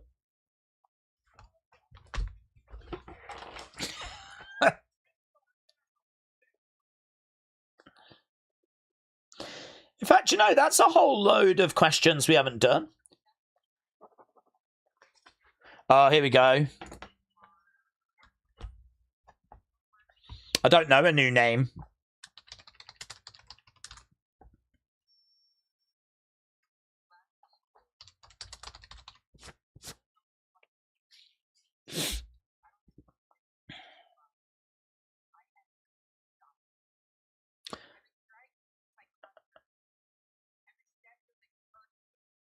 I enter to dominate.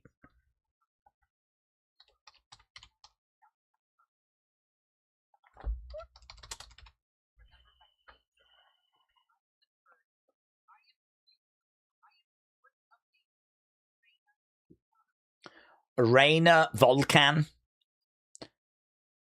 Reina Volcan. If anyone can, Volcan. Okay, I think we've gone commercial break. Reina Volcan, she's Spock's daughter. That's a good grab for NXT, said Wrestle Rants. We are at adverts. Reese, hello. Daze, how are you? Are we sleeping any better? Have we got any holidays planned? No holidays planned.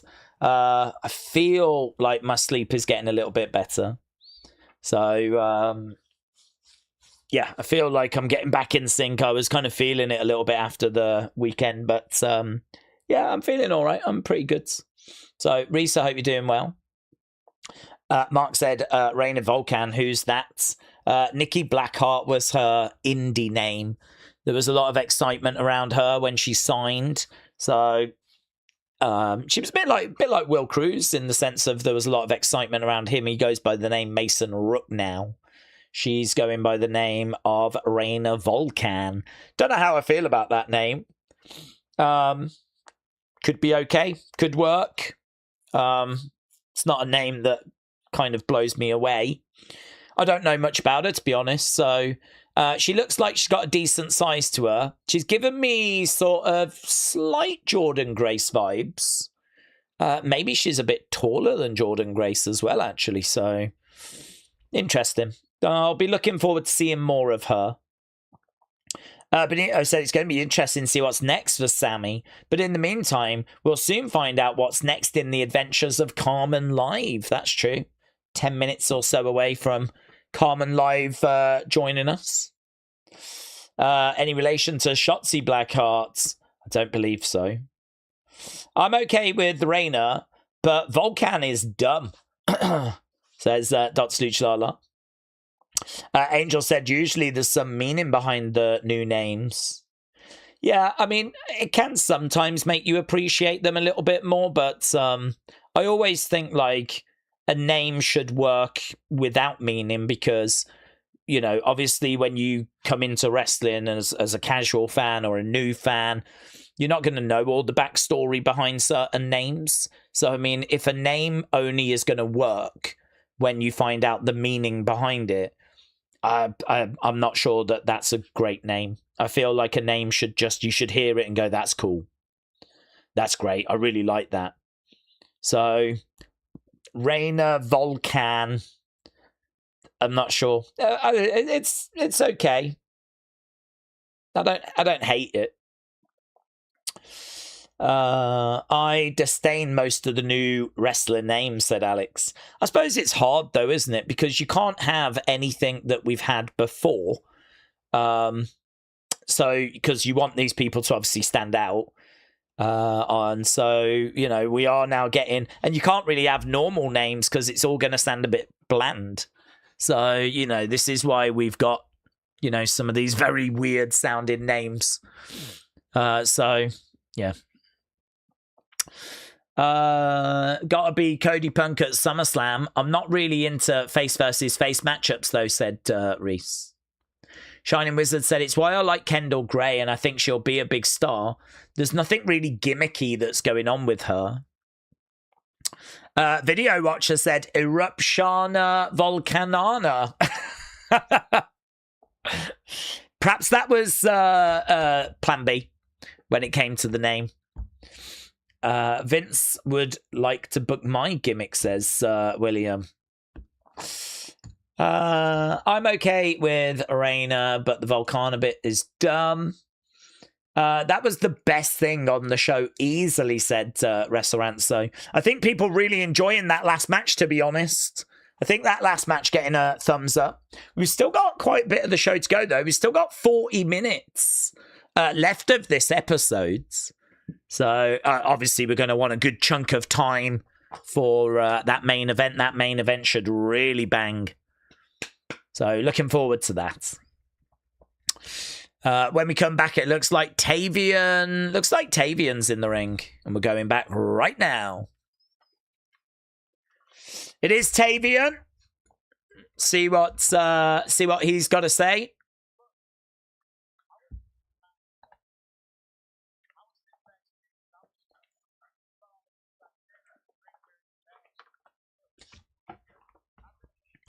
I've been a bad brother. I can admit when I'm wrong. I can be cocky. I can be arrogant.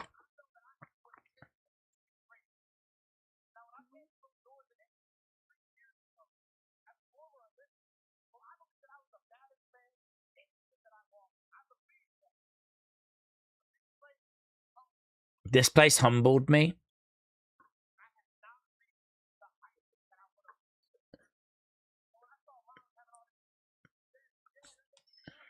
When I saw Miles having all this success, it did make me jealous.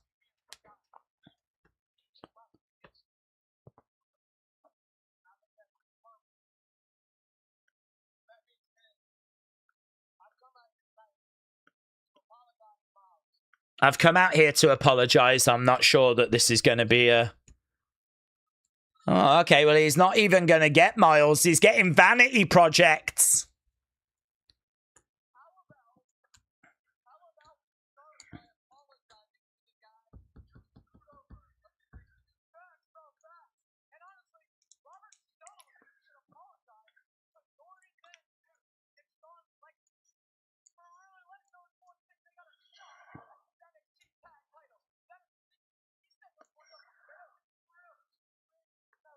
Okay, they're going off on DVD and Sean Legacy.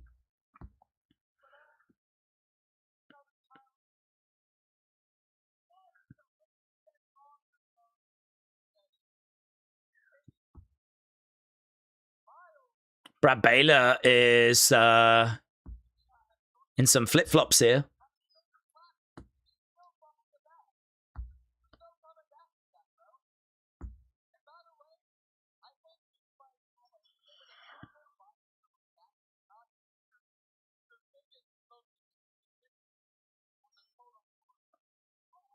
Your biggest victory was a total fluke. So Jackson Drake stepping up to Tavian Heights right now.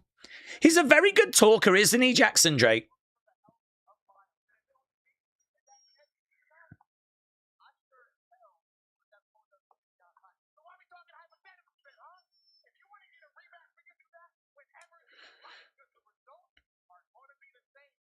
We can do a rematch whenever you like. The results will be the same.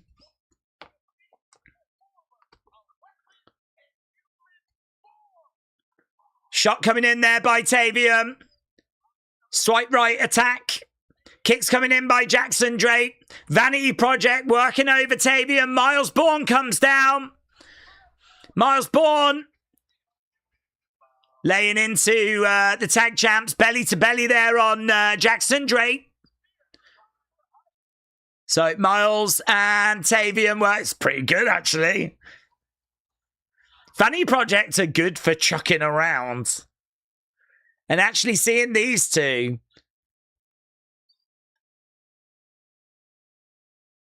Former No Quarter Catch Crew partners.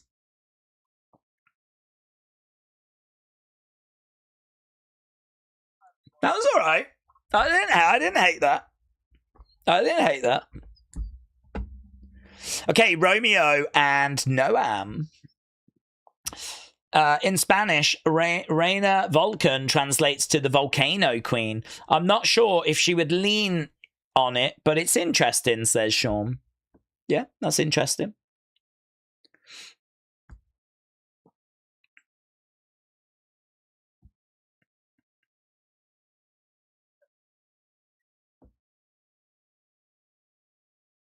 Okay, Noam says to Romeo, we need to get to know each other so well that we know what each other are thinking.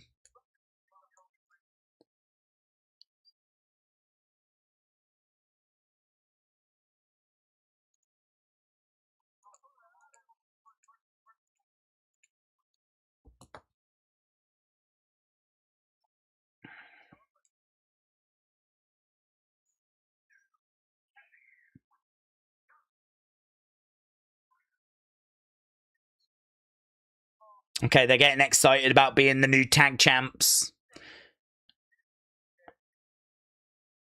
Is it Dorian Van Dukes and Sean Legacy, or Sean Legacy and Dorian Van Dukes? That's a pretty fun thing to argue about, actually.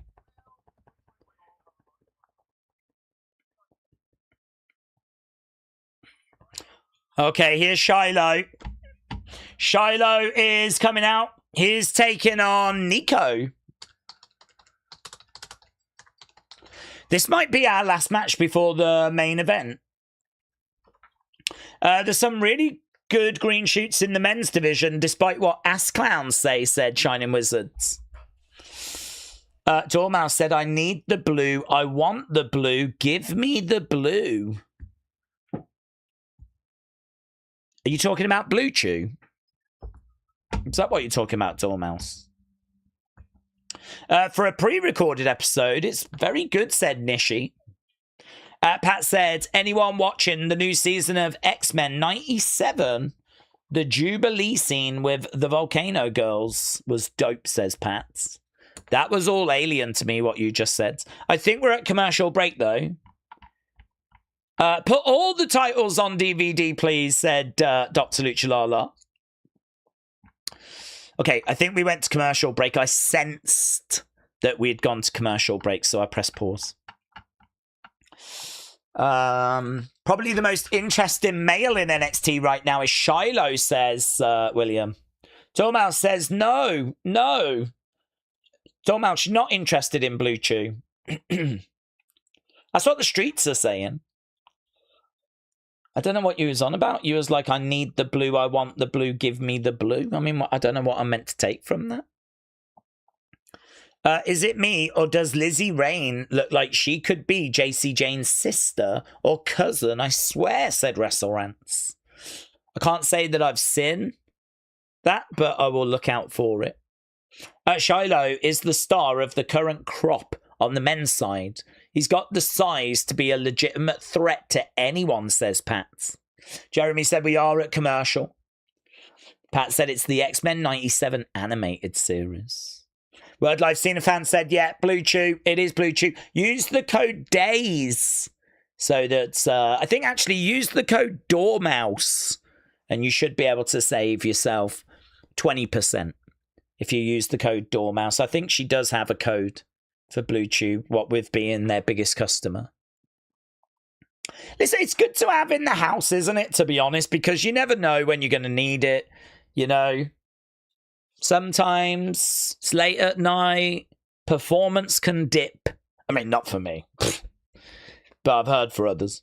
And, you know, you might just need a drawer full of Blue Chew, so use... oh, and actually, if you think about it, the 69 in the name becomes a lot more relevant.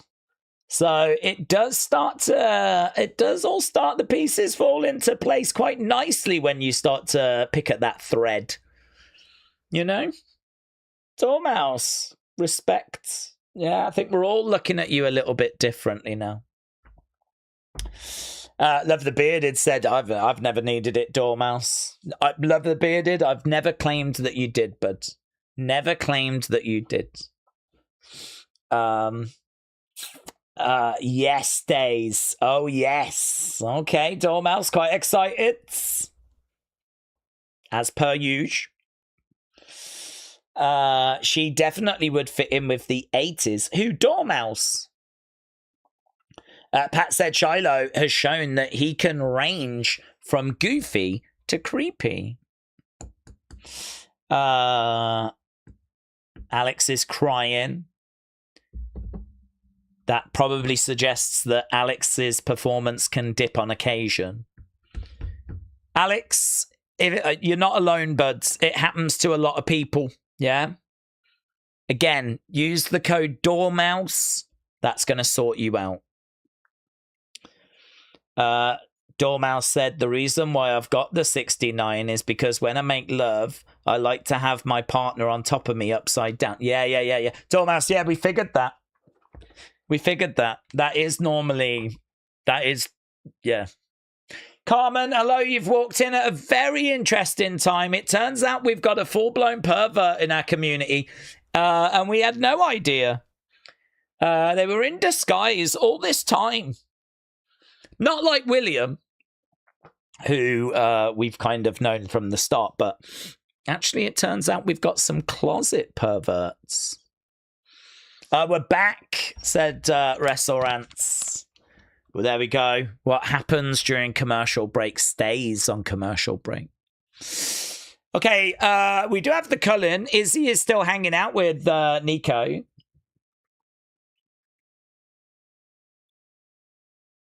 Niko going to be in action against Shiloh. There ain't no closet for me, said Dormouse. Well, not anymore. Okay, Shiloh. Ooh, slamming down Niko. Niko getting caught off guard there. Shining Wizard said, I can't wait to find out what we've been doing this weekend, Carmen. We're going to find out. But do you remember what we said last time? Carmen is banned from saying, this show is happening, I might go, only to then reveal that they didn't go to it last week. Like, this is just like a constant nightmare that we're trapped in. Days, I'm thinking of going to ARW Pro at Hilbert, Indiana, yeah? And then we go, did you go to that show? And they go, no. Banned. Banned from doing that anymore. We're all living in flipping Groundhog Day. We're only going to talk... Carmen, you can only talk about things you actually did. Actually, do you know what? If we actually drill down into it, Carmen might never have been to see ARW. Has actually never been. It's just every week comes on going, I might go to see ARW Pro. And every time you ask them, they go, nah, never, I didn't do it. I didn't do it. It's like me going, I might help a charity. I'm never going to do it. Did you help the charity? No, I didn't. Hello, just had a little outage there. I wonder what's next for Sean Spears after being kicked out of the Cullen, says Angel ARW Pro. That's what's next for him. Gets the ropes, goes Shiloh. Shoulder tackle there by Shiloh. Niko goes down. Shiloh going to the outside, climbing up. Getting ready, getting perched. Here we go. Carmen said, Daze, I went to the American Legion Post 100 to see ARW Pro on June 26th. Brooks Jensen attended to support his brother Zach, the Shooter. He's called Zach the Shooter. Zach the Shooter Buchanan. Wow. Okay, I'll take that, Carmen. You're allowed to do that. You're allowed to tell us when you actually went to a show.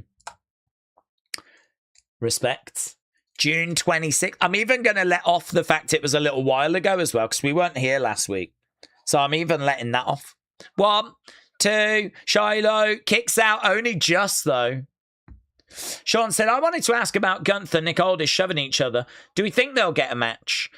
I don't think so, because this week, yesterday, we actually had Adam Pearce and Nick Aldis shoving each other. And it got me wondering if that was leading to a match. So we haven't necessarily followed up on Nick Aldis and Gunther at the moment. We could be doing Adam Pearce, Nick Aldis just as much as Nick Aldis, Gunther. So there's no word about that match. It's definitely a situation to keep an eye on. But I'm not feeling like it's definitely happening or it's a dead cert. It could go that way. Niko grabbing. Oh. Duck underneath. Grabbing Shiloh against the ropes. Picks him up. Big back body drop. Big back body drop. Niko goes down. Shiloh's over against the ropes. Shiloh's back up on his feet. Blocks the shot. Shot coming in there by Shiloh. Throwing in some shots. He's got Niko. No. Over against the rope. Big shot. Down goes Niko. Big boot. We've got 25 minutes left of this week's episodes. Down goes Niko. Shiloh. He's going to look to do... Oh. I'm not sold by that move. That kind of like inverted senton.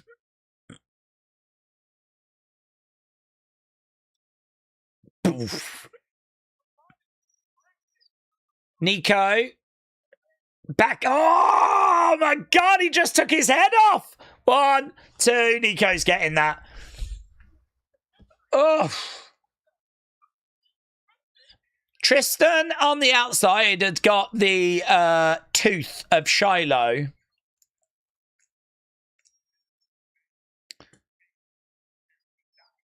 I mean, really, Tristan should break it. Shouldn't he? There's no point holding it going, nah, nah, nah, nah, nah. You might as well just smash it. Chuck it on the floor. I mean, you wouldn't want to break the real one. But if you could get, like, a cheaper copy or something, you know. And then, you know, that would be good. I'm sure that'll happen at some point. Okay, Niko with the win. Now we've got Shiloh chasing after Tristan. Tristan running away, goes through the entranceway. He's chased by Shiloh. Niko in the ring. Sean Spears. There's a bit of a cheer, bit of a commotion. Sean Spears. Bang with a chair. Down goes Niko. He looks over at Izzi. Walloper as well. Hit her with a chair. Oh. Boo. We cut away.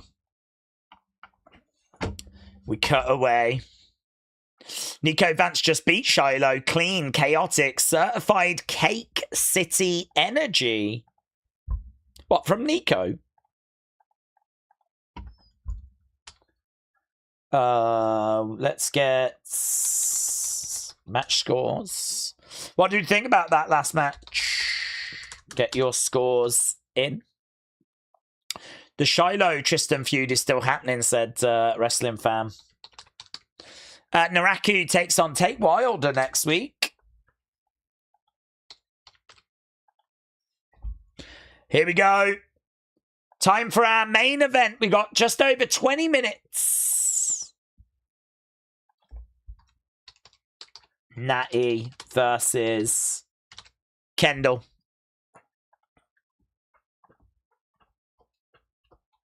Dun, dun, dun, dun, dun, dun, dun.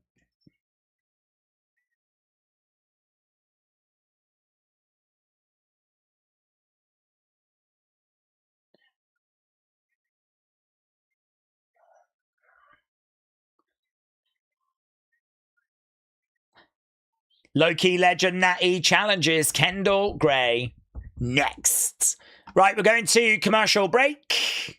We are at what I like to call a commercial break, although I have actually got some adverts. Okay. Daze, what happened with your NXT stream last Tuesday? Yeah, we weren't able to make it because unfortunately our dog passed away in the family, and oh mate, it was rough. Really bad. Flipping knocked me sideways for a good few days, that did. I'm feeling, you know, okay now, but that was bad. That was really bad. I think the way it all happened as well was really bad, because it was very, I suppose it was good and bad, because it was very sudden, but it was, because she was fine in the morning, and then she had an appointment to go to the vets because her legs have been bad for a long time. Like, it is normal with German Shepherds that their back legs buckle. So she had an appointment to go to the vets so they could look at her legs.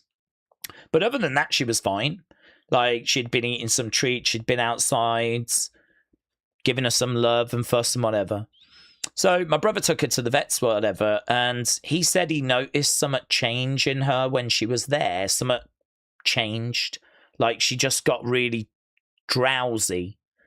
This was before she was even seen. She didn't see she was like, whilst they were waiting to go in, I don't know. I mean, she never liked going to the vets. So I don't know if it was the stress of like going, because she was 13. She was quite old. So I don't know if it was the stress of going or whatever, but I really don't know, because when she came back, I didn't see her when she left, but I saw her when she came back. And when she came back, she was not herself. Her head was down. She was sort of slowly walking. She was very docile. And I was like, did the vet give the dog something? What's up with Kia? And my brother was like, no, hasn't given her anything. Just, you know, checked her over. And you could tell she wasn't right. Something wasn't right. And I gave her a little bone treat. And I actually went to bed because it was coming up. There was about lunchtime at this point last Tuesday. It was about lunchtime. So I went to bed, and the vet had said to my brother that they didn't think the dog had much longer left to go when they did look at her. So my brother was a bit upset. So I went upstairs and I couldn't sleep because obviously we've just had the news the dog might not have long. So I was upstairs and I couldn't really sleep because I was like, oh my God, how long has she got? This is terrible, blah, blah, blah. And then my dad called me and he was like, you need to come down. Something's happening.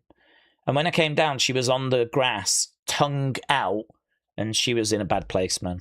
Her breathing had got really shallow. So we don't know what happened, but obviously got her in the car, raced her to the vet, and the vet was like, this is it. It's done.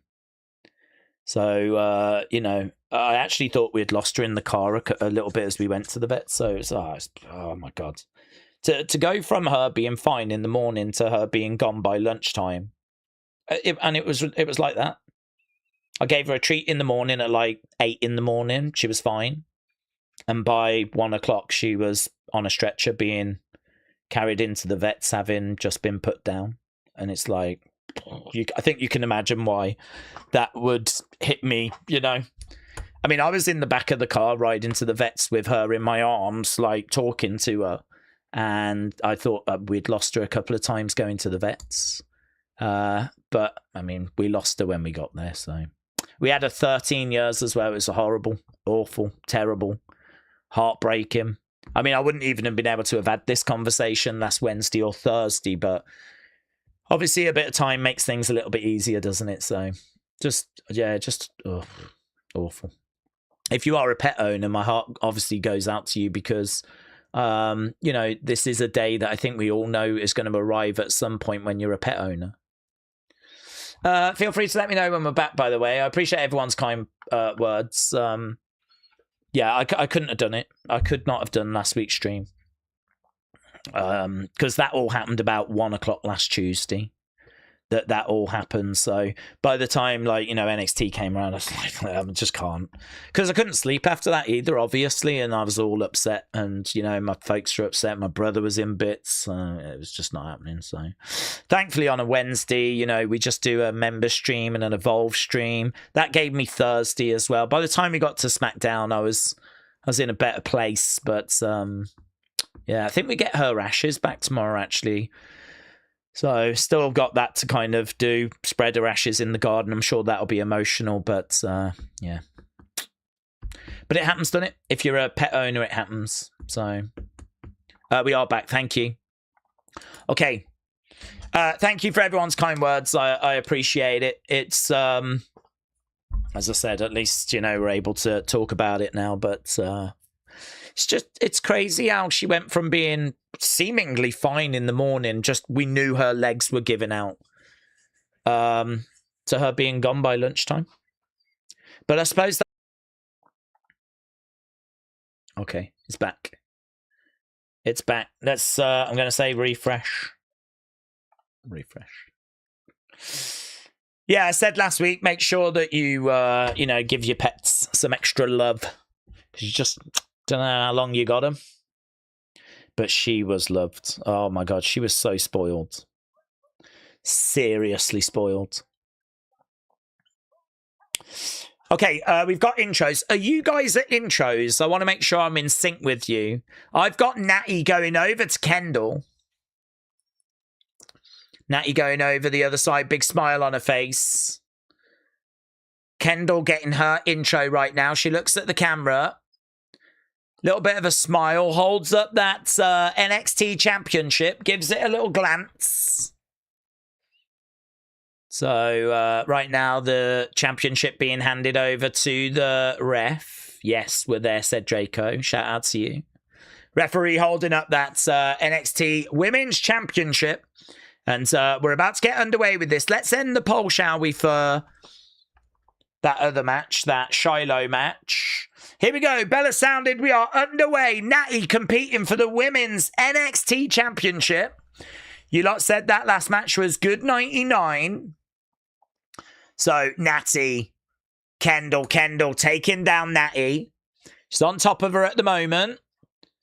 Kendal round the back.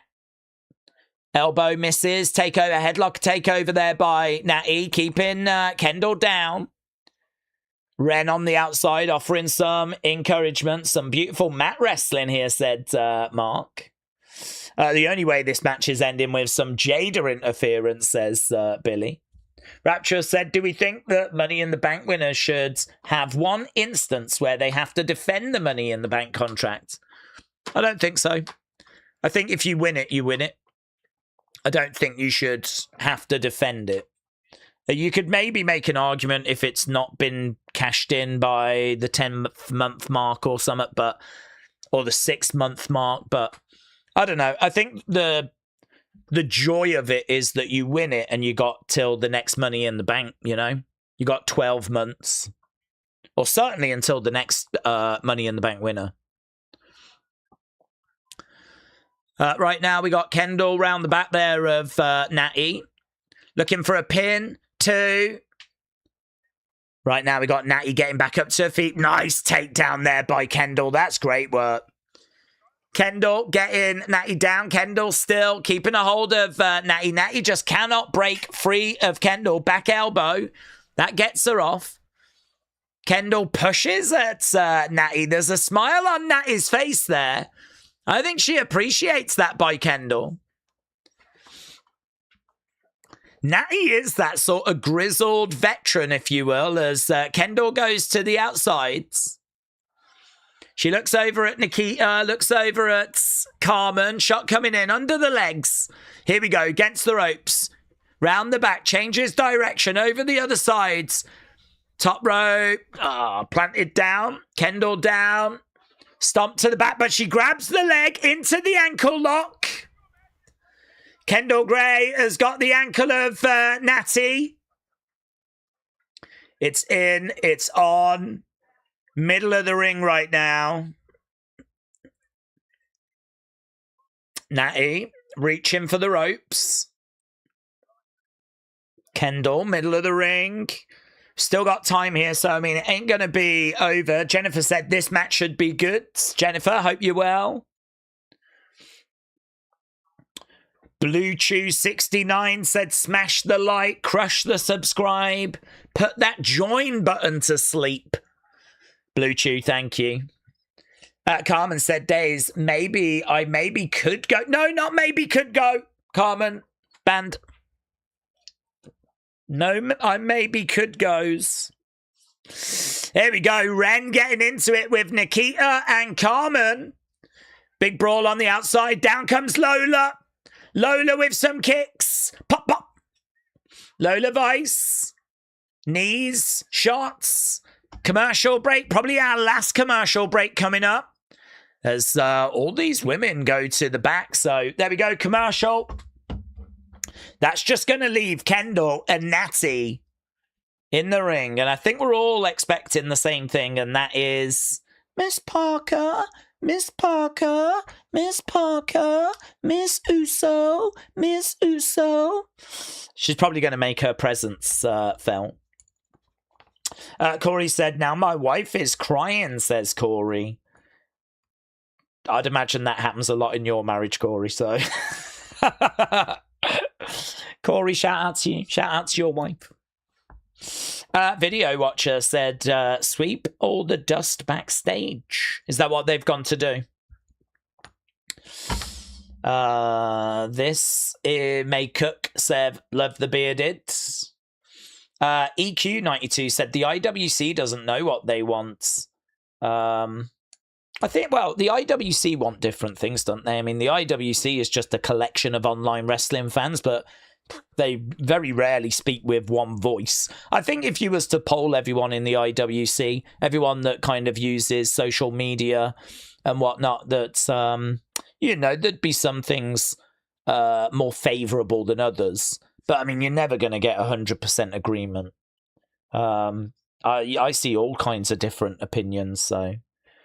this is why WWE don't pay it a great deal of attention, because, you know, they're looking big picture. They're trying to find the big sort of numbers, the big themes. They're trying to find the big stories. Like, they're doing that by engagement, segment breakdowns, video views, merch sales, Google searches, you know, global trends, all this kind of stuff. So, you know, when you get into the kind of individual comments, you know, that you're too into the weeds then. If you do, you know, WWE looks at much bigger picture. This is why when you get stuff trending like we want Cody and stuff like that, it can make noise. It can send a message. Doesn't always work, but that can certainly grab attention more than individual tweets, of course. Bishop said, I would say that Shiloh needs to do some vignettes, like in a swamp, like OG Wyatt family vignettes. Carmen said, what did we think about CM Punk returning? Was it fitting to return? Well, I think him coming back in Chicago made a lot of sense. So him coming back in Chicago, just debatable whether he should have come back and won the belt. But, I mean, it was a shock moment. It was a happening. Do you know what I mean? It's entertainment, you know?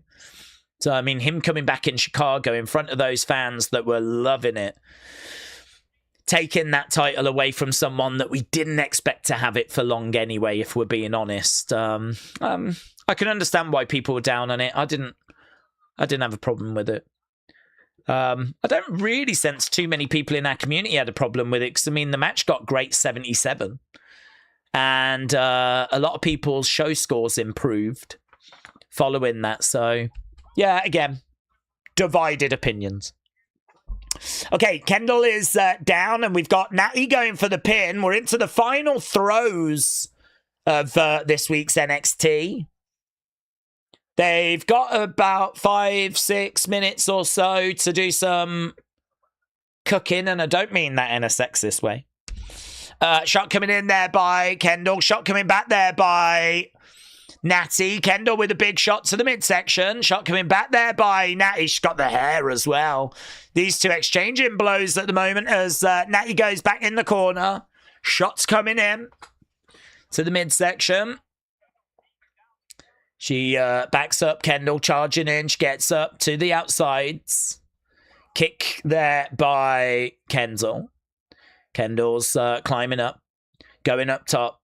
Big drop kick coming down. Flat back. Kendal is going for the straps. Strap coming down. Strap coming down. She tells Nattie to get up, looking for a suplex. Again, nice. Another suplex. I really don't know why wrestlers do not have Kendal better scouted. I really don't understand. We all know she's going to drop to that knee to kind of transition rounds. Why is no wrestler ever ready for that? Suppose you could make this argument a lot, though, couldn't you? I mean, if you've got a big match against someone, you would think you would watch tape on them. And if you watch tape on them, you should have them scouted. I mean, if I had Kendal coming towards me, I think she's going to drop to her knee down there. I'm throwing an elbow. If she's coming in here, I'm doing that. And I'm clocking her in the side of the head. Takedown.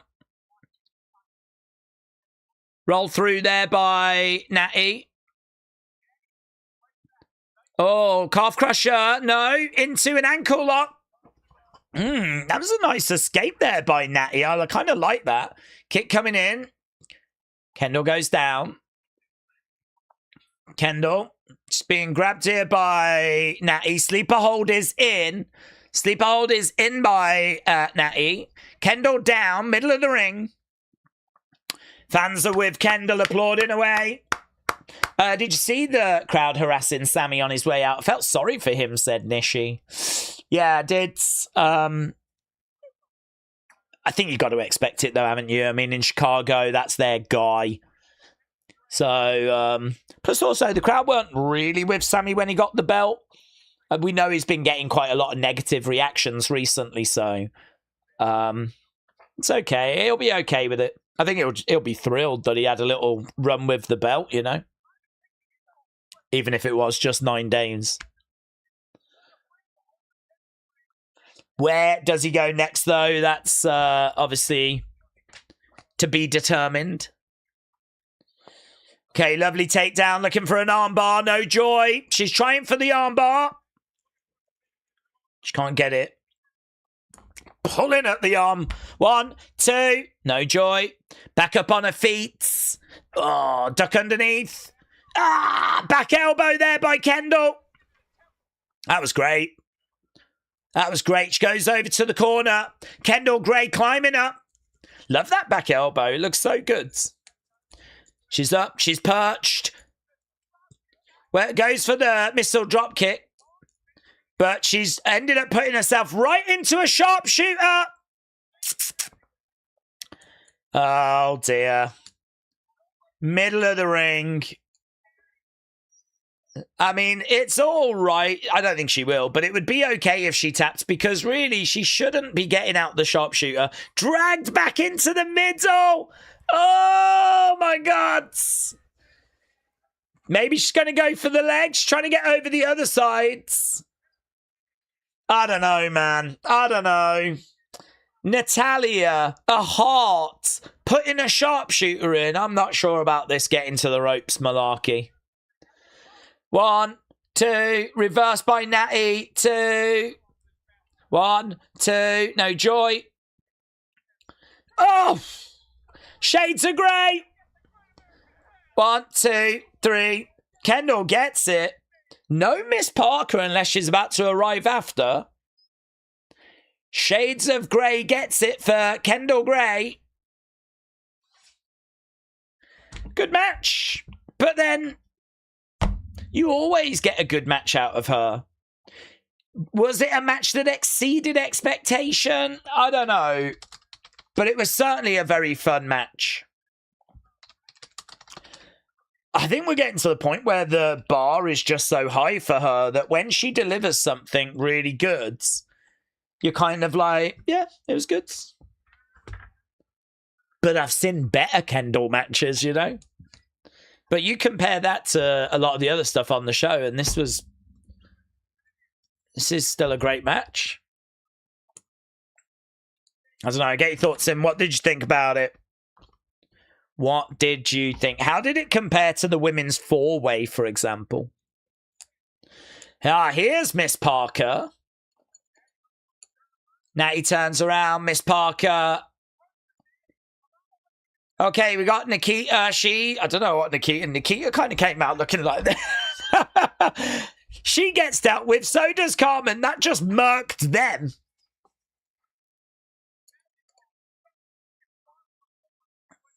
All right, now Kendal's in the ring. She's got Lola on one side, Kalani on the other side. Callie on there as well. Kendal in the ring, holding up the belt. Women's division's cooking, man. There's lots of women. There we go.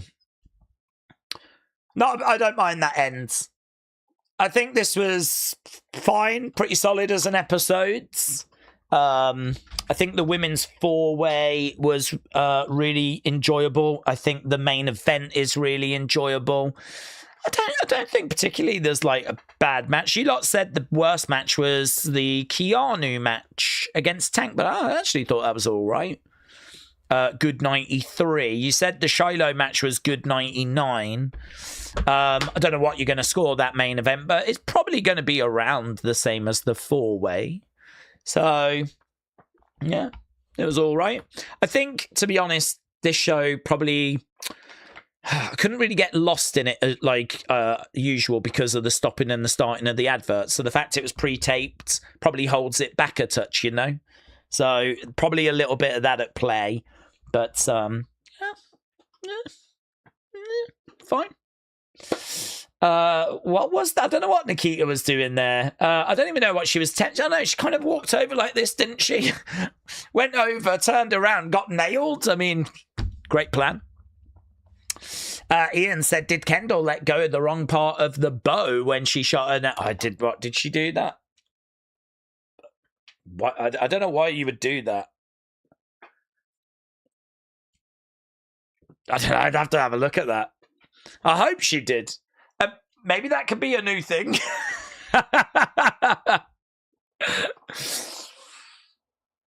That's if you've changed your mind. If you see a target and you pull back on the bow, right? You either let that go, which is going to come back at you, so not preferable, or you go and just put it back. So perhaps she, you know, pulled it back and went, actually, no. Changed my mind. I'm not going to shoot an arrow at Nattie.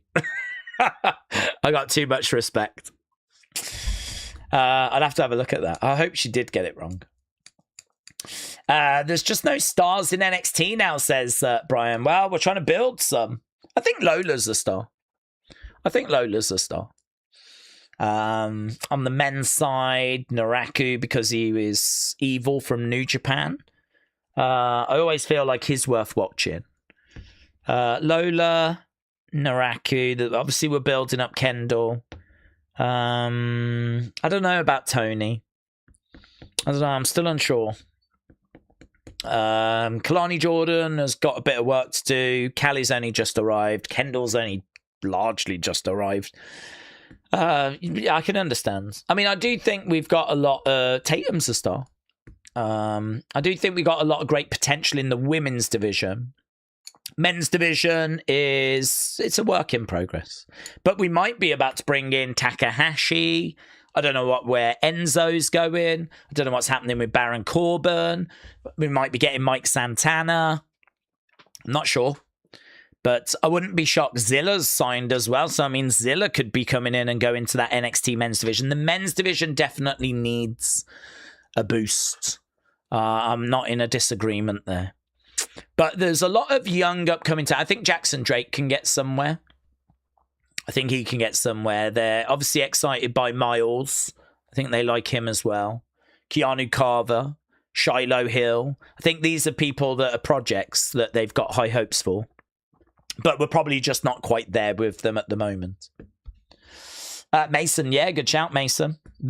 He's a good rising prospect. He's only just arrived as well, though, hasn't he? So kind of need to get a catalogue of banger matches. And I'm not sure about his promos at the moment. Need to see some more from him. So he's definitely a prospect. It's crazy to think that after SummerSlam, we might start to slowly set up some stuff for Mania in only a few weeks. Hopefully we get something from The Rock soon. Restaurant said it was a decent main event. Definitely not the best Kendal match. Tonight's show was a bit up and down. There was Obertrick Javon this time last year, and now there's nothing, says Brian. Yeah, but that was a very special crop. You know, I mean, we knew that Ober and Trick were a big deal. We knew that Javon was a fantastic in-ring talent. You know, we've got some great prospects that are coming through, but we do need a bit of a boost. But there's lots of names. I mean, if you bring Leon Slater into NXT, that's a perfectly good Javon Evans replacement, right? You're always going to struggle to replace Ober because he's very special. I mean, when have you seen someone come up to NXT and make the impression that Ober has made? I mean, he's special. He is very unique. So, I mean, I think it's a little bit unfair to sort of go, where's the next Ober, you know? You can't say that he's special and he's a once-in-a-generation talent and he's, you know, clashing with Brock Lesnar at WrestleMania, beating Brock at WrestleMania just months after making his main roster debut.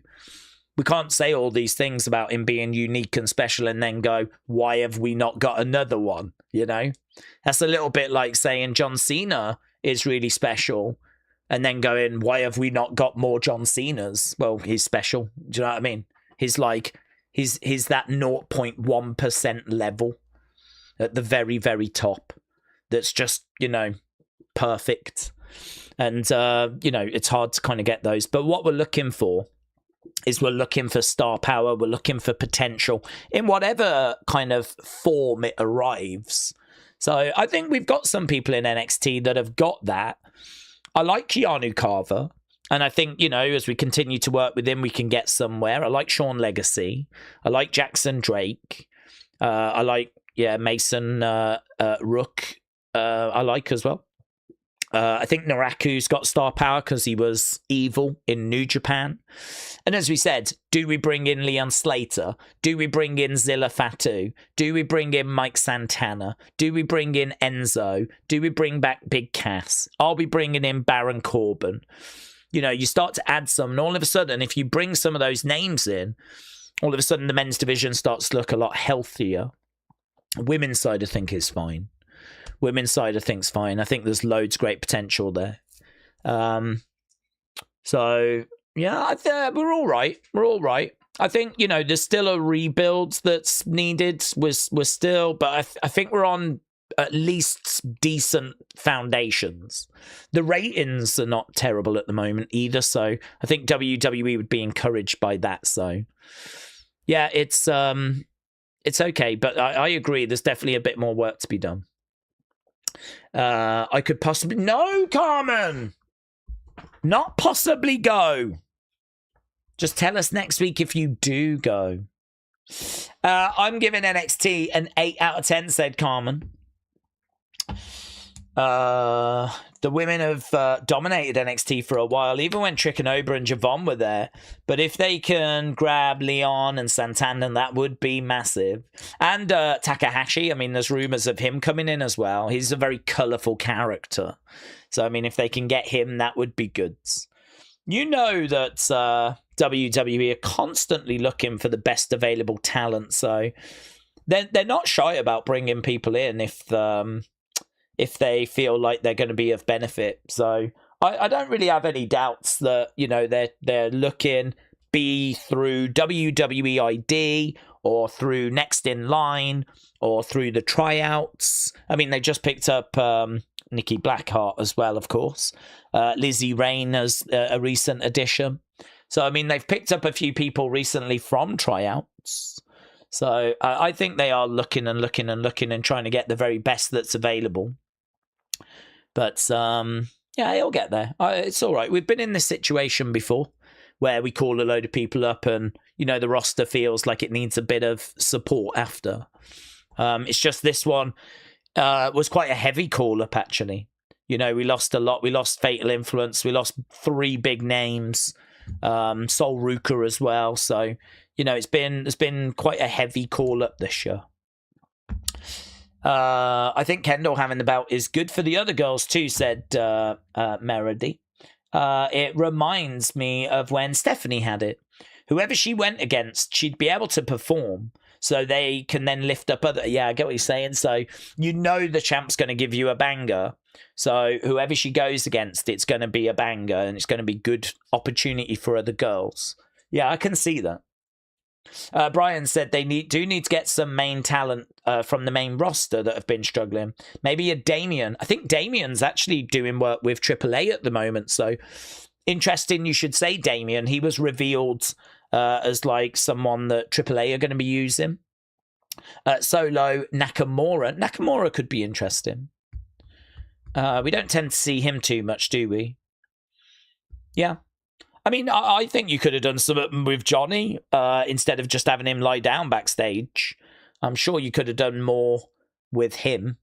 But and I don't know where Elia's been. I mean, could Elia have not come down? What about Pete Dunne? What about Tyler Bates? I know they're Rio and Bravo, but why could we still have not used Pete Dunne and Tyler Bates and done some stuff with them? So I think it feels to me like there's opportunities that we haven't necessarily took. But I think if you used to speak to Sean, he'd probably say that he wants to give his TV time to that emerging talent because, you know, he wants that talent to be getting the chance to do promos and wrestle. And, you know, the way that you bring them through is by giving them as much TV time as possible, not just fill in the show with main roster people. But I agree that there's a balance.